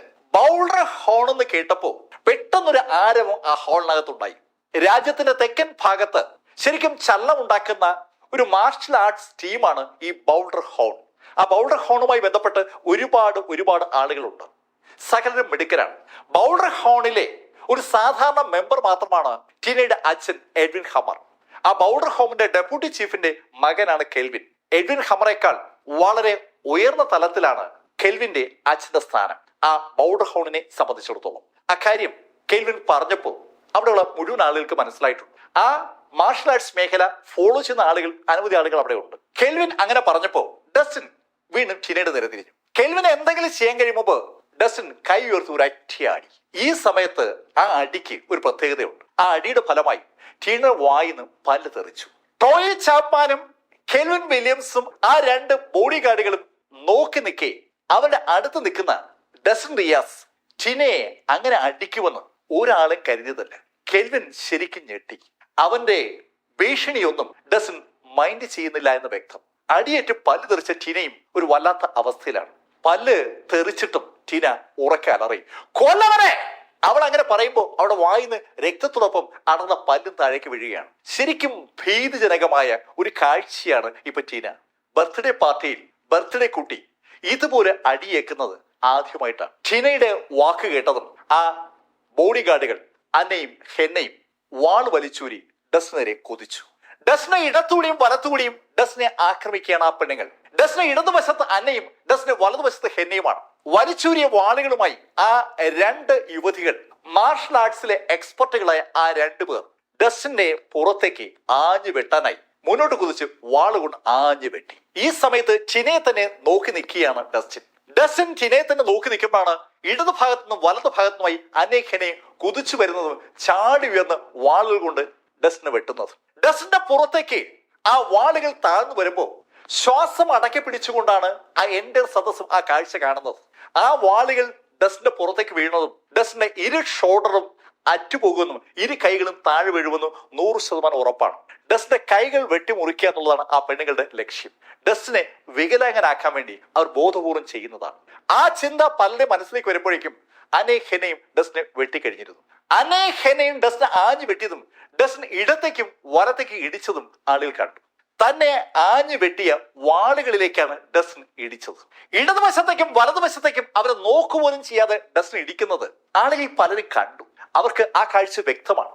അതിശക്തമായി ഡസ്റ്റിനെ വെട്ടിയ അനേക് ഹെനയും ഡസ്റ്റിന്റെ ഇടി അവരുടെ വാളിൽ പതിക്കുമ്പോൾ വല്ലാത്തൊരു അമ്പരപ്പോട് കൂടി ആ കാര്യം തിരിച്ചറിഞ്ഞു. ഡസ്റ്റിനെ ഇടിയേറ്റ് അവരുടെ കൈവശം വരുന്ന ആ രണ്ട് വാളുകളും കഷ്ണങ്ങളായി ചിതറിയെന്ന് മാത്രമല്ല, ആ ഇടിയുടെ ഷോക്കിൽ രണ്ടുപേരും ദൂരേക്ക് തെറിക്കുകയും ചുവരിൽ ഇടിച്ച് താഴേക്ക് വീഴുകയും ചെയ്തു. ശരിക്കും ഒരു അമ്പരപ്പ്, ഒരു ഷോക്ക് ഇപ്പോ ആ സദസ്സിനകത്തുണ്ട്. നേരത്തെ ബോഡി ഗാർഡുകളെ ഡസ്റ്റിൻ അടിച്ച് തറയിട്ടപ്പോ ഡസ്റ്റിൻ നല്ലൊരു മാർഷൽ ആർട്ടിസ്റ്റ് ആണെന്ന് ആ സദസ്സിന് ഏതാണ്ട് മനസ്സിലായതാണ്. പക്ഷെ അപ്പോഴും ബൗൾഡർ ഹോണിലെ ആ രണ്ട് യുവതികളെ നേരിടാനുള്ള കപ്പാസിറ്റി ഡസ്റ്റിന് ഉണ്ടാകുമെന്ന് ആരും കരുതിയിരുന്നില്ല. ഇപ്പൊ പക്ഷേ അവർ ആ കാഴ്ച കണ്ടു. ഡസ്റ്റിൻ റിയാസ് ആ രണ്ട് യുവതികളെയും നോക്കുപോലും ചെയ്യാതെ ഒന്ന് ഇടിച്ചപ്പോ ആ രണ്ട് സ്ത്രീകളും ചുവരി ഇടിച്ച് താഴെ വീണിരിക്കുകയാണ്. ആ സ്ത്രീകളുടെ അവസ്ഥ ശരിക്കും പരിതാപകരമാണ്. ഡസ്റ്റിൻ റിയാസിന്റെ ആ ഇടിയുടെ പവറിൽ അവരുടെ ശരീരത്തിനകത്തെ ആന്തരിക അവയവങ്ങൾ ഒട്ടുമുക്കാലൊക്കെ പൊട്ടിയിട്ടുണ്ട്. ശരിക്കും പെയിൻ ആ രണ്ട് സ്ത്രീകൾക്ക് അനുഭവപ്പെടുന്നുണ്ട്. അവരുടെ വായിലൂടെയും മൂക്കിലൂടെയൊക്കെ രക്തം ഇങ്ങനെ ഒലിച്ചിറങ്ങുകയാണ്. ചുവരിൽ ഇടിച്ചു വീണ ആ രണ്ട് സ്ത്രീകൾക്കും എണീക്കാൻ പോലും പറ്റുന്നില്ല. രണ്ടുപേരും പ്രഗത്ഭരായ മാർഷൽ ആർട്ടിസ്റ്റുകളാണ്. പക്ഷേ ഈ ശൈലിയിൽ അവരെ നോക്കുപോലും ചെയ്യാതെ ഒരാൾ ഇടിച്ചു തെറിപ്പിക്കുമെന്ന് അവർ സ്വപ്നത്തിൽ പോലും കരുതിയിരുന്നല്ല. ഡസ്റ്റിൻ റിയാസിന്റെ ഈ ആക്ഷൻ സ്വാഭാവികമായും ട്രോയ് ചാപ്മാന്റെ ശ്രദ്ധയപ്പെട്ടു. കെൽവിൻ വില്യംസിന്റെ തൊട്ടടുത്ത് നിൽക്കുന്ന ട്രോയ് ചാപ്പന്റെ മുഖത്ത് ഇപ്പൊ ഒരു പുഞ്ചിരി വിരിഞ്ഞു. ഇതുവരെ അവിടെ നടന്ന സംഭവങ്ങളൊന്നും അയാൾ സീരിയസ് ആയി എടുത്തിട്ടുണ്ടായിരുന്നില്ല. ട്രോയ് കെൽവിനോട് പറഞ്ഞു, കെൽവിൻ, ഇനി ഞാൻ നോക്കാം. കെൽവിനേക്കാൾ വളരെ വളരെ മുകളിൽ നിൽക്കുന്ന ആളാണ് ട്രോയ് ചാപ്മാൻ. ബൗൾഡർ ഹോണിലെ എല്ലാവരും ശ്രദ്ധിക്കുന്ന ഒരു പ്രഗത്ഭനായ മാർഷൽ ആർട്ടിസ്റ്റ് ആണ് ട്രോയ് ചാപ്മാൻ. പുതിയ തലമുറയിലെ ഏറ്റവും മിടുക്കനെന്ന് ട്രോയ് പലരും വിളിക്കും. ട്രോയ് ചാപ്മാൻ മുന്നോട്ട് വന്നതും കെൽവിൻ ഉറക്കെ ഓഡിയൻസിനോടായി പറഞ്ഞു, നിങ്ങൾ കേട്ടിട്ടുണ്ടാവും ലൈറ്റനിങ് ഫിസ്റ്റ് എന്ന്. ലൈറ്റനിങ് ഫിസ്റ്റ് എന്ന പദം എല്ലാവരും കേട്ടിട്ടുണ്ട്. മിന്നലിടിക്കാരൻ. അതെ, നിങ്ങൾ കേട്ടുള്ള ലൈറ്റനിങ് ഫിസ്റ്റ് ആണ് ഈ നിൽക്കുന്ന ട്രോയ് ചാപ്മാൻ. കെൽവിന്റെ ആ അനൗൺസ്മെന്റ് പെട്ടെന്നൊരു ഓളം ആ സദസ്സിനകത്ത് ഉണ്ടാക്കിയാണ്. സകലരും ആഹ്ലാദത്തോടെ അമ്പരപ്പോടുകൂടിയാണ് ട്രോയ് ചാപ്മാനെ കാണുന്നത്. സകലരും ആ പേര് കേട്ടിട്ടുണ്ട്, lightening fist. Lightening fist Troy Chapman. Boulder horn എന്ന ആ മാർഷൽ ആർട്സ് പ്രസ്ഥാനത്തിന്റെ നെടും തൂണുകളിൽ ഒരാളാണ് ട്രോയ് ചാപ്മാൻ. പുതിയ തലമുറയിലെ നമ്പർ 1. അങ്ങനെയാണ് ട്രോയ് ചാപ്മാനെ സകലരും വിലയിരുത്തുന്നത്. ആ ട്രോയ് ചാപ്മാനാണ് ഇതാ അവരുടെ മുന്നിൽ എത്തിയിരിക്കുന്നത്. ട്രോയ് ഡസ്റ്റിന് നേരെ ഒന്ന് തിരിഞ്ഞു. ഡസ്റ്റിനും ട്രോയും തമ്മിൽ ഏകദേശം 10 അടി വ്യത്യാസമുണ്ട്. ഡസ്റ്റിനെ ഒന്ന് സൂക്ഷിച്ചു നോക്കിയിട്ട് ട്രോയ് ഉറക്കെ ഡസ്റ്റിനോട് പറഞ്ഞു, ഹലോ മിസ്റ്റർ ഡസ്റ്റിൻ, നിങ്ങളെ ഒരു മിടുക്കനാണ്, നല്ലൊരു മാർഷൽ ആർട്ടിസ്റ്റ് ആണ്, നിങ്ങൾക്കൊരു ഭാവിയുണ്ട്. നിങ്ങളെ ഞാൻ കൊല്ലാതിരിക്കണമെങ്കിൽ ഇപ്പോ എന്റെ മുന്നിൽ മുട്ടുകുത്തി ഒന്ന് മാപ്പപേക്ഷിക്കും. അങ്ങനെയാണെങ്കിൽ ഞാൻ നിങ്ങളെ കൊല്ലാതെ വിടാം. ബൗൾഡർ ഹോണിന്റെ ഏറ്റവും പ്രസിദ്ധനായ നമ്പർ 1 പോരാളിയാണ് അങ്ങനെ പറയുന്നത്. സ്വാഭാവികമായിട്ടും ആരായാലും അനുസരിക്കേണ്ടതാണ്. അത് കേട്ടതും ഡസ്റ്റിൻ പറഞ്ഞു, ഡേ, വാചകം അടിക്കാൻ എനിക്ക് സമയമില്ല. നിനക്ക് എന്തെങ്കിലും ചെയ്യാനുണ്ടെങ്കിൽ വേഗം ചെയ്യും. ഡസ്റ്റിൻ പറഞ്ഞത് ശരിക്കും അവിശ്വസനീയമായ ഒരു മുഖഭാവമാണ് പലരും ഉണ്ടാക്കിയത്. കെൽവിനും ട്രോയിയും ടിനയൊക്കെ ആ പറച്ചിൽ കേട്ട് ഒന്ന് അമ്പരന്നു. ടിനയുടെ കോൺഫിഡൻസ് ഇപ്പൊ കൂടിയതാണ്. ട്രേ ഒരു സംഭവമാണ്. ട്രേ രംഗത്തിറങ്ങുമ്പോ ഇനി ഒന്നും ഭയക്കേണ്ട കാര്യമില്ല. ഡസ്റ്റിന്റെ മറുപടി കേട്ടതും ട്രോയ് ചാപ്പൻ ഡസ്റ്റിനോട് പറഞ്ഞു ഓക്കെ. അങ്ങനെ പറഞ്ഞിട്ട് ട്രോയ് ചാപ്പൻ മുന്നോട്ടൊന്ന് കുതിച്ചു. 1, 2, 3 എന്ന സ്റ്റെപ്പുകൾ എണ്ണിക്കൊണ്ട് മുന്നോട്ട് കുതിച്ച ട്രോയ് ആ 3ാമത്തെ സ്റ്റെപ്പിൽ ഒന്ന് പൊങ്ങി. ശരിക്കും ഒരു പക്ഷി പറക്കുമ്പോൾ അയാൾ മുന്നോട്ട് പറക്കുകയാണ്. പറക്കുന്നതിനിടയിൽ അയാളുടെ വലത് കൈ മുന്നോട്ട് വന്നു തുടങ്ങി. നമ്മൾ ആകാശത്തൂടെ ഹനുമാൻ പറന്നു പോകുന്ന കണ്ടില്ലേ, അതുപോലെ ട്രോയ് ചാപ്പൻ ആകാശത്തൂടെ കൈ ഉയർത്തി മുന്നോട്ട് വരികയാണ്. ഒറ്റ ഇടിക്ക് ഡസ്റ്റിനെ തീർക്കുക. ആ ലക്ഷ്യം അയാളുടെ ആ ആക്ഷൻ ഉണ്ട്.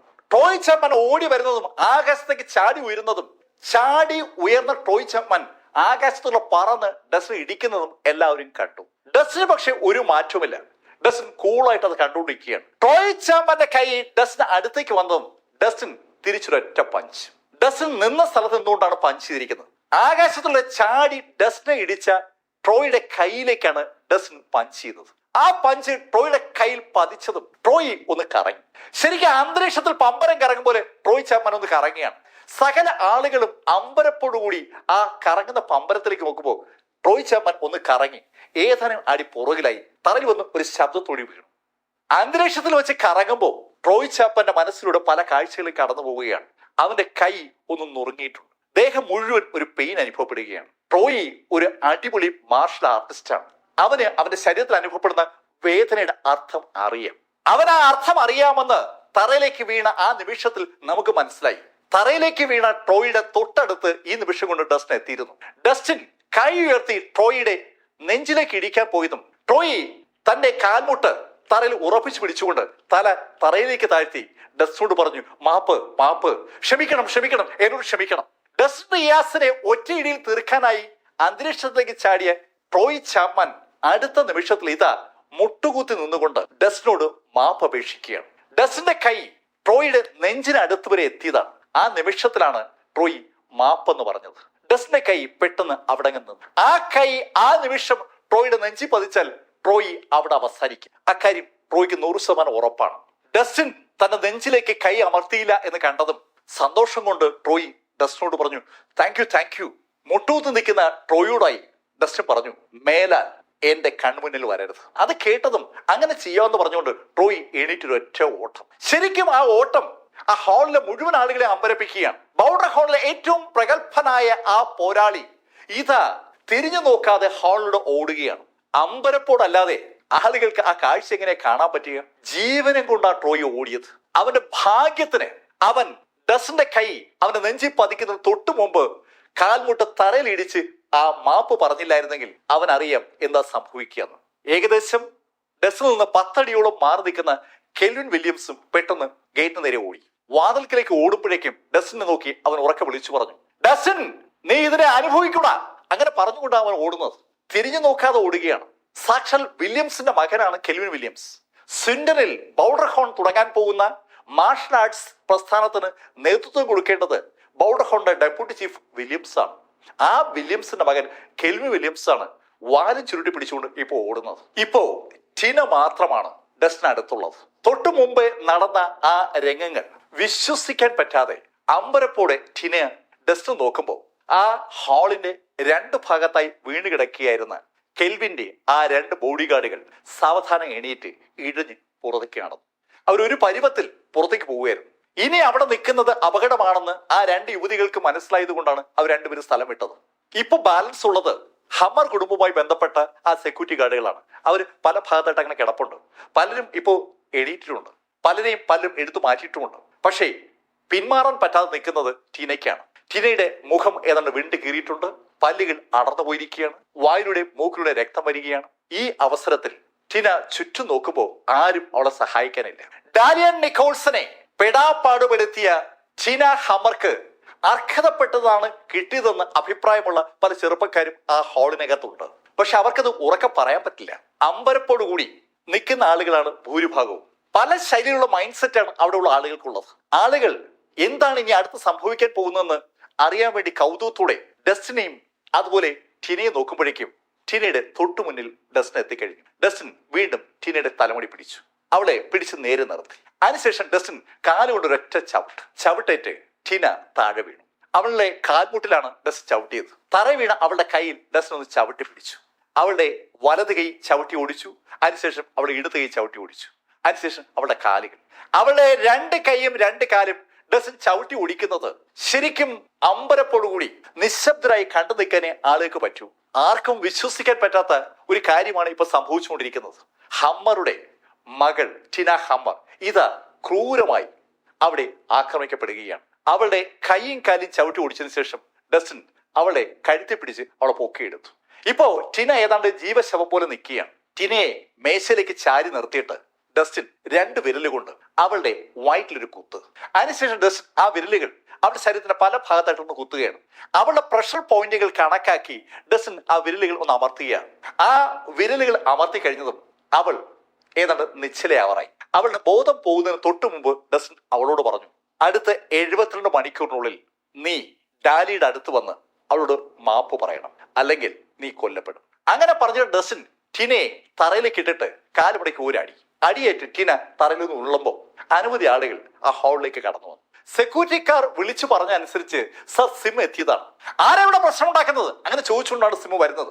ഈ സമയത്ത് ഡസ്റ്റിൻ ടിനയുടെ അടുത്ത് നിന്ന് നടന്ന് വാതിൽക്കിലേക്ക് വരികയാണ്. അപ്പോഴാണ് സർ സിം അങ്ങോട്ട് വരുന്നത്. സർ, ഇവനാണ് സർ പ്രശ്നം ഉണ്ടാക്കിയത്. അങ്ങനെ സെക്യൂരിറ്റി ഗാർഡുകൾ പറഞ്ഞതും സർ സിം തിരിഞ്ഞ് നോക്കുമ്പോൾ കാണുന്നത് സാക്ഷൽ ഡസ്റ്റിൻ റിയാസിനെയാണ്. സർ സിം എന്ന് അവർ വിളിക്കുന്നത് സാക്ഷൽ മേസൺ സിമ്മാണ്. മേസൺ ഡസ്റ്റിനെ കണ്ടതും ഡസ്റ്റിന്റെ അടുത്തേക്ക് ഓടി വന്നു. സർ, അങ്ങവിടെ മാറിക്കട അങ്ങനെ പറഞ്ഞിട്ട് ഡസ്റ്റിൻ പുറത്തേക്ക് നടന്നു. ഡസ്റ്റിനെ അറച്ച കേട്ടതും കൂടെയുള്ള സെക്യൂരിറ്റി ഗാർഡുകളും സിമ്മും ഇരുഭാഗത്തേക്ക് അറിയാതെ മാറിപ്പോവുകയാണ്. ഡസ്റ്റിൻ അങ്ങനെ നടന്നു പോകുമ്പോഴാണ് ജൂലി അംബേഴ്സൺ അവിടെ ഓടിയെത്തിയത്. ആശുപത്രിയിൽ ഡാലിക്ക് കൂട്ടിരിക്കാൻ ജൂലിയോട് ഡസ്റ്റിൻ ആവശ്യപ്പെട്ടതാണ്. ജൂലി കുറെ നേരം ആശുപത്രി ഇരുന്നു. ഡാലിയുടെ അടുത്തിരിക്കുന്ന ജൂലിയുടെ മനസ്സിൽ ഡസ്റ്റിൻ അവളുടെ കഴുത്തിലേക്ക് കടന്നു പിടിച്ച ആ നിമിഷമാണ് കടന്നു വന്നത്. ആ സമയത്ത് അവൾ ഡസ്റ്റിന്റെ കണ്ണുകളും മുഖമൊക്കെ കണ്ടതാണ്. ശരിക്കും വല്ലാത്തൊരു ദേഷ്യം ഡസ്റ്റിന് ഉണ്ടായിരുന്നു അവൾ കണ്ടതാണ്. ഡസ്റ്റിന് ആ ബർത്ത്ഡേ പാർട്ടി നടക്കുന്ന സ്ഥലത്തേക്ക് തന്നെ പോകുമെന്നും അവിടെ ഒരു പ്രശ്നം ഉണ്ടാക്കുമെന്ന് തോന്നിയത് കൊണ്ടാണ് ജൂലി അത് കാണാൻ വേണ്ടി ഓടി വന്നത്. അവൾ ഓടിയെത്തുമ്പോൾ ടിനയുടെ അടുത്തുനിന്ന് നടന്നു വരുന്ന ഡസ്റ്റിനെയാണ് അവൾ കണ്ടത്. ഡസ്റ്റിനെ സിമ്മും കൂട്ടരും തടയാൻ ശ്രമിച്ചതും പെട്ടെന്ന് ഡസ്റ്റിനെ അലറിയതും സിമ്മും കൂട്ടരും മാറുന്നതൊക്കെ അവൾ കണ്ടു. ഡസ്റ്റിൻ ഗേറ്റിൽ നിന്ന് നടക്കുന്ന കണ്ടതും ജൂലി ഓടി ടിനയുടെ അടുത്തെത്തി.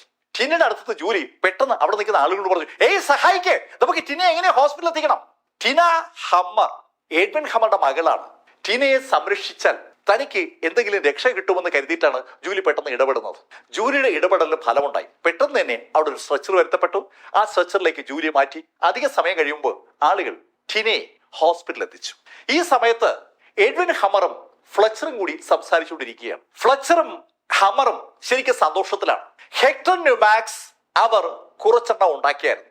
ആ ഹെക്ടർ ന്യൂമാക്സ് അവരുമായി ബന്ധമുള്ള ആളുകൾക്കൊക്കെ അവർ ഓരോന്നും കൊടുത്തു. അത് കഴിച്ച ആളുകളിൽ നിന്നുള്ള അഭിപ്രായങ്ങൾ വന്നുകൊണ്ടിരിക്കുകയാണ്. സകലരും ശരിക്കും ആവേശഭരിതമായിട്ടാണ് ഹെക്ടർ ന്യൂമാക്സിനെ കുറിച്ച് സംസാരിക്കുന്നത്. ആ റിപ്ലൈകൾ വായിച്ച ലോസൺ ഫ്ലെച്ചറും എഡ്വിൻ ഹമ്മറും അതീവ സന്തോഷത്തിലിരിക്കുമ്പോഴാണ് ഒരു ഗാർഡ് ഓടി അങ്ങോട്ട് വന്നത്. സർ, ഒരു പ്രശ്നമുണ്ട്. എന്ത് പ്രശ്നം? സർ, മിസ് ടിന ആക്രമിക്കപ്പെട്ടു. ടിനയെ ആക്രമിച്ചത് ആരെ, എപ്പോ, എങ്ങനെ? പെട്ടെന്ന് ആ ചോദ്യങ്ങൾ ഉണ്ടാവുന്നത്. ആ ഗാർഡ് പറഞ്ഞു, സർ, ഹോസ്പിറ്റലിൽ അഡ്മിറ്റ് ചെയ്തിരിക്കണം, ബാക്കി കാര്യങ്ങൾ അറിയത്തില്ല. വിവരം കേട്ടതും എഡ്വിൻ ഹമ്മറും ലോസൺ ഫ്ലെച്ചറും കൂടി ഹോസ്പിറ്റലിൽ എത്തി. ഹമ്മറുടെ അധീനതയിലുള്ള ഹോസ്പിറ്റലാണ് അഡ്മിറ്റ് ആയിരിക്കുന്നത്. സ്വിൻഡനിലെ ഏറ്റവും പ്രമുഖമായ ഹോസ്പിറ്റലിൽ ഒന്ന് റൺ ചെയ്യുന്നത് ഹമ്മർ കുടുംബമാണ്. ആ ഹോസ്പിറ്റലിലെ തീവ്ര പരിചരണ വിഭാഗത്തിൽ ടിന ഹമ്മർ അഡ്മിറ്റ് ചെയ്യപ്പെട്ടിരിക്കുകയാണ്. ടിനയുടെ അടുത്ത് വന്ന എഡ്വിൻ ഹമ്മർ ആ കാഴ്ച കണ്ട് ശരിക്കും ഞെട്ടിത്തരിച്ചുപോയി. അയാളുടെ മകളാണെന്ന് ആരെങ്കിലും പറഞ്ഞാൽ മാത്രമേ അറിയാൻ കഴിയൂ. ആ ശൈലിയിലാക്കി മാറ്റിയിരിക്കുകയാണ് ടിനയെ. ടിനയെ നോക്കിയിട്ട് പുറത്തിറങ്ങിയ എഡ്വിൻ അവിടെ നിൽക്കുന്ന ആളുകളോട് ചോദിച്ചു, ആരാ ഇത് ചെയ്തത്? സർ, ഒരു ഡസ്റ്റിനാണ് ഇങ്ങനെ ചെയ്തത്. ഡസ്റ്റിനോ? അതെ സർ. എന്താ സംഭവം? ഡസ്റ്റിൻ എന്തിനാ ഇങ്ങനെ ചെയ്തത്? പല ചോദ്യങ്ങൾ അങ്ങനെ വന്നതും ആ മുഴുവൻ സംഭവത്തിന് ദൃക്സാക്ഷിയായ ഒരു സെക്യൂരിറ്റി ഗാർഡ് എഡ്വിന്റെ അടുത്തേക്ക് വന്നു. അയാൾ നടന്ന കാര്യങ്ങൾ മുഴുവൻ പറഞ്ഞു. ഡാലിയ നിക്കോൾസനെ ടിന ആക്രമിച്ച കാര്യവും അതറിഞ്ഞ് ഡസ്റ്റിനെത്തി തിരിച്ച് ടിനയെ ആക്രമിച്ചതും വളരെ വിശദമായി തന്നെ ആ സെക്യൂരിറ്റി ഗാർഡിൽ നിന്ന് എഡ്വിനും അതുപോലെ ലോസണും അറിഞ്ഞു. കാര്യങ്ങൾ കേട്ട് കഴിഞ്ഞതും എഡ്വിൻ ലോസണോട് പറഞ്ഞു, ലോസൺ, എത്രയും പെട്ടെന്ന് നമുക്ക് ആളെ ഇറക്കണം. ആ ഡസ്റ്റിനെ ഇനി വെച്ചുകൊണ്ടിരിക്കണ്ട. എഡ്വിൻ അങ്ങനെ പറഞ്ഞതും ലോസൺ എഡ്വിനോട് പറഞ്ഞു, മിസ്റ്റർ എഡ്വിൻ, നമ്മളിപ്പോ കുറച്ചു ശ്രദ്ധിച്ചാ ഇടപെടേണ്ടത്. നമുക്കറിയാമല്ലോ ഡസ്റ്റിൻ ആള് മോശമല്ല. ഡസ്റ്റിനെ നമ്മൾ ഇപ്പൊ നേരിടണ്ട. മിസ്റ്റർ ഹമ്മർ, നമുക്ക് വൈറ്റ് ടൈഗർ ഗ്രൂപ്പിനെ ഇറക്കാം. വൈറ്റ് ടൈഗർ ഗ്രൂപ്പിനോ ഈ പ്രശ്നത്തിലോ? അതെ ഹമ്മർ, ഇവിടെ നമുക്ക് വൈറ്റ് ടൈഗർ ഗ്രൂപ്പിനെ ഇറക്കിയാലേ പറ്റൂ. ഹമ്മർ കുടുംബത്തിന്റെ രഹസ്യ സേനയാണ് വൈറ്റ് ടൈഗർ ഗിൽഡ് എന്നറിയപ്പെടുന്ന വൈറ്റ് ടൈഗർ ഗ്രൂപ്പ്. അതൊരു പ്രത്യേക സേനയാണ്. ആ സേനയിൽ ഉള്ളത് മുഴുവൻ അതീവ മിടുക്കരായ യോദ്ധാക്കളാണ്. ആ യോദ്ധാക്കളെ രംഗത്തിറക്കാനുള്ള സമയമായെന്നാണ് ലോസൺ ഫ്ലെച്ചർ എഡ്വിൻ ഹമ്മറോട് പറയുന്നത്. ഓക്കെ, അങ്ങനെയാണെങ്കിൽ അവരിറക്ക്. ഇങ്ങനെ ലോസണും അതുപോലെ എഡ്വിനും കൂടി സംസാരിക്കുമ്പോൾ റൂത്ത് ഹാർമൺ നടാഷയുടെ മുറിയിലേക്ക് ഓടി വന്നു. ചേച്ചി, പ്രശ്നമാണ്. എന്താ റൂത്ത്? ടിനയെ അടിച്ചു. ആര്? ടിനെ ഹമ്മറെ? അതെ. ഇടി, നീ കാര്യം പറ, എന്താ സംഭവം? ചേച്ചി, ഇത് ഹമ്മറുടെ മകളുടെ ബർത്ത്ഡേ ആയിരുന്ന കാര്യം അറിയാലോ. അതെനിക്കറിയാം. നമുക്ക് ക്ഷണം ഉണ്ടായിരുന്നാണല്ലോ. ആ ബർത്ത്ഡേ പാർട്ടിയിൽ മിസ്റ്റർ റിയാസ് ചെന്നായിരുന്നു. ആ ബർത്ത്ഡേ പാർട്ടിയിൽ വെച്ച പ്രശ്നം ഉണ്ടായത്. അങ്ങനെ പറഞ്ഞതിന് ശേഷം അവൾ ഡാലിയ നിക്കോൾസനെ ടീന തല്ലിയ കാര്യവും അതിന് പ്രതികാരം ചോദിക്കാനായി ഡസ്റ്റിൻ അവിടെ എത്തിയതും തിരിച്ച് നടപടി എടുത്തുമൊക്കെ വളരെ വിശദമായിട്ട് തന്നെ നടാഷയോട് പറഞ്ഞു. കഥ കേട്ട് കഴിഞ്ഞതും റൂത്ത് നടാഷയോട് പറഞ്ഞു, ചേച്ചി, ഡസ്റ്റിൻ എന്തിനാ ഈ ഡാലിയുടെ കേസിൽ ഇടപെടാൻ പോയത്? ഹേയ് റൂത്ത്, ഡസ്റ്റിൻ ചെയ്തതാണ് ശരി. ഡാലിയക്ക് ഇങ്ങനൊരു അപകടം ഉണ്ടായപ്പോ ഡസ്റ്റിൻ ഇടപെട്ടില്ലെങ്കിൽ അതാണ് തെറ്റ്. ചേച്ചിയുടെ എതിരാളിയല്ലേ ഡാലിയ? റൂത്ത്, നീ എന്തായി പറയുന്നത്? ചേച്ചി, എന്നെ വിളിക്കുന്നു വേണ്ട. എനിക്ക് ടൈലർ ഗ്രാൻഡ് ചേച്ചി വിവാഹം കഴിക്കുന്ന അല്ല ഇഷ്ടം. ചേച്ചി ഡസ്റ്റിൻ വിവാഹം കഴിക്കണമെന്നാണ് എന്റെ താല്പര്യം. അതിന് ചേച്ചിക്ക് എതിരാളി ഈ ഡാലിയ നിക്കോൾസനാണ്. റൂത്ത് അങ്ങനെ പറഞ്ഞപ്പോ നടാഷ ഒന്ന് ചിരിച്ചു. റൂത്ത്, നീ പറയുന്നതൊക്കെ ശരിയാണ്. പക്ഷേ ഡാലിയ ആള് നല്ല കുട്ടിയാണ്. ആ ഡാലിയെ ഡസ്റ്റിൻ സഹായിച്ചതിൽ ഒരു തെറ്റുമില്ല. നീ ഒരു കാര്യം ചെയ്യ്, നമ്മുടെ ആളുകളോട് റെഡിയാകാൻ പറയാം. ഇതെന്തായാലും ഹമ്മർ വെറുതെ വിടില്ല. ഡസ്റ്റിനെ തീർക്കാൻ അവർ എന്ത് ചെയ്യും? നമുക്ക് അത് അനുവദിക്കാൻ പറ്റില്ല. കഥയുടെ ഈ ഭാഗം ഞാൻ അവസാനിപ്പിക്കുന്നു. അടുത്ത ഭാഗവുമായി അടുത്ത ദിവസം നമുക്ക് വീണ്ടും കാണാം. ഇതുവരെ ഡസ്റ്റിൻ റിയാസിന്റെ കഥ നിങ്ങളോട് പറഞ്ഞത് ലൈഫിൽ നിന്ന് BS ചന്ദ്രമോഹൻ. കമന്റുകൾ ചെയ്യണം. Thank you.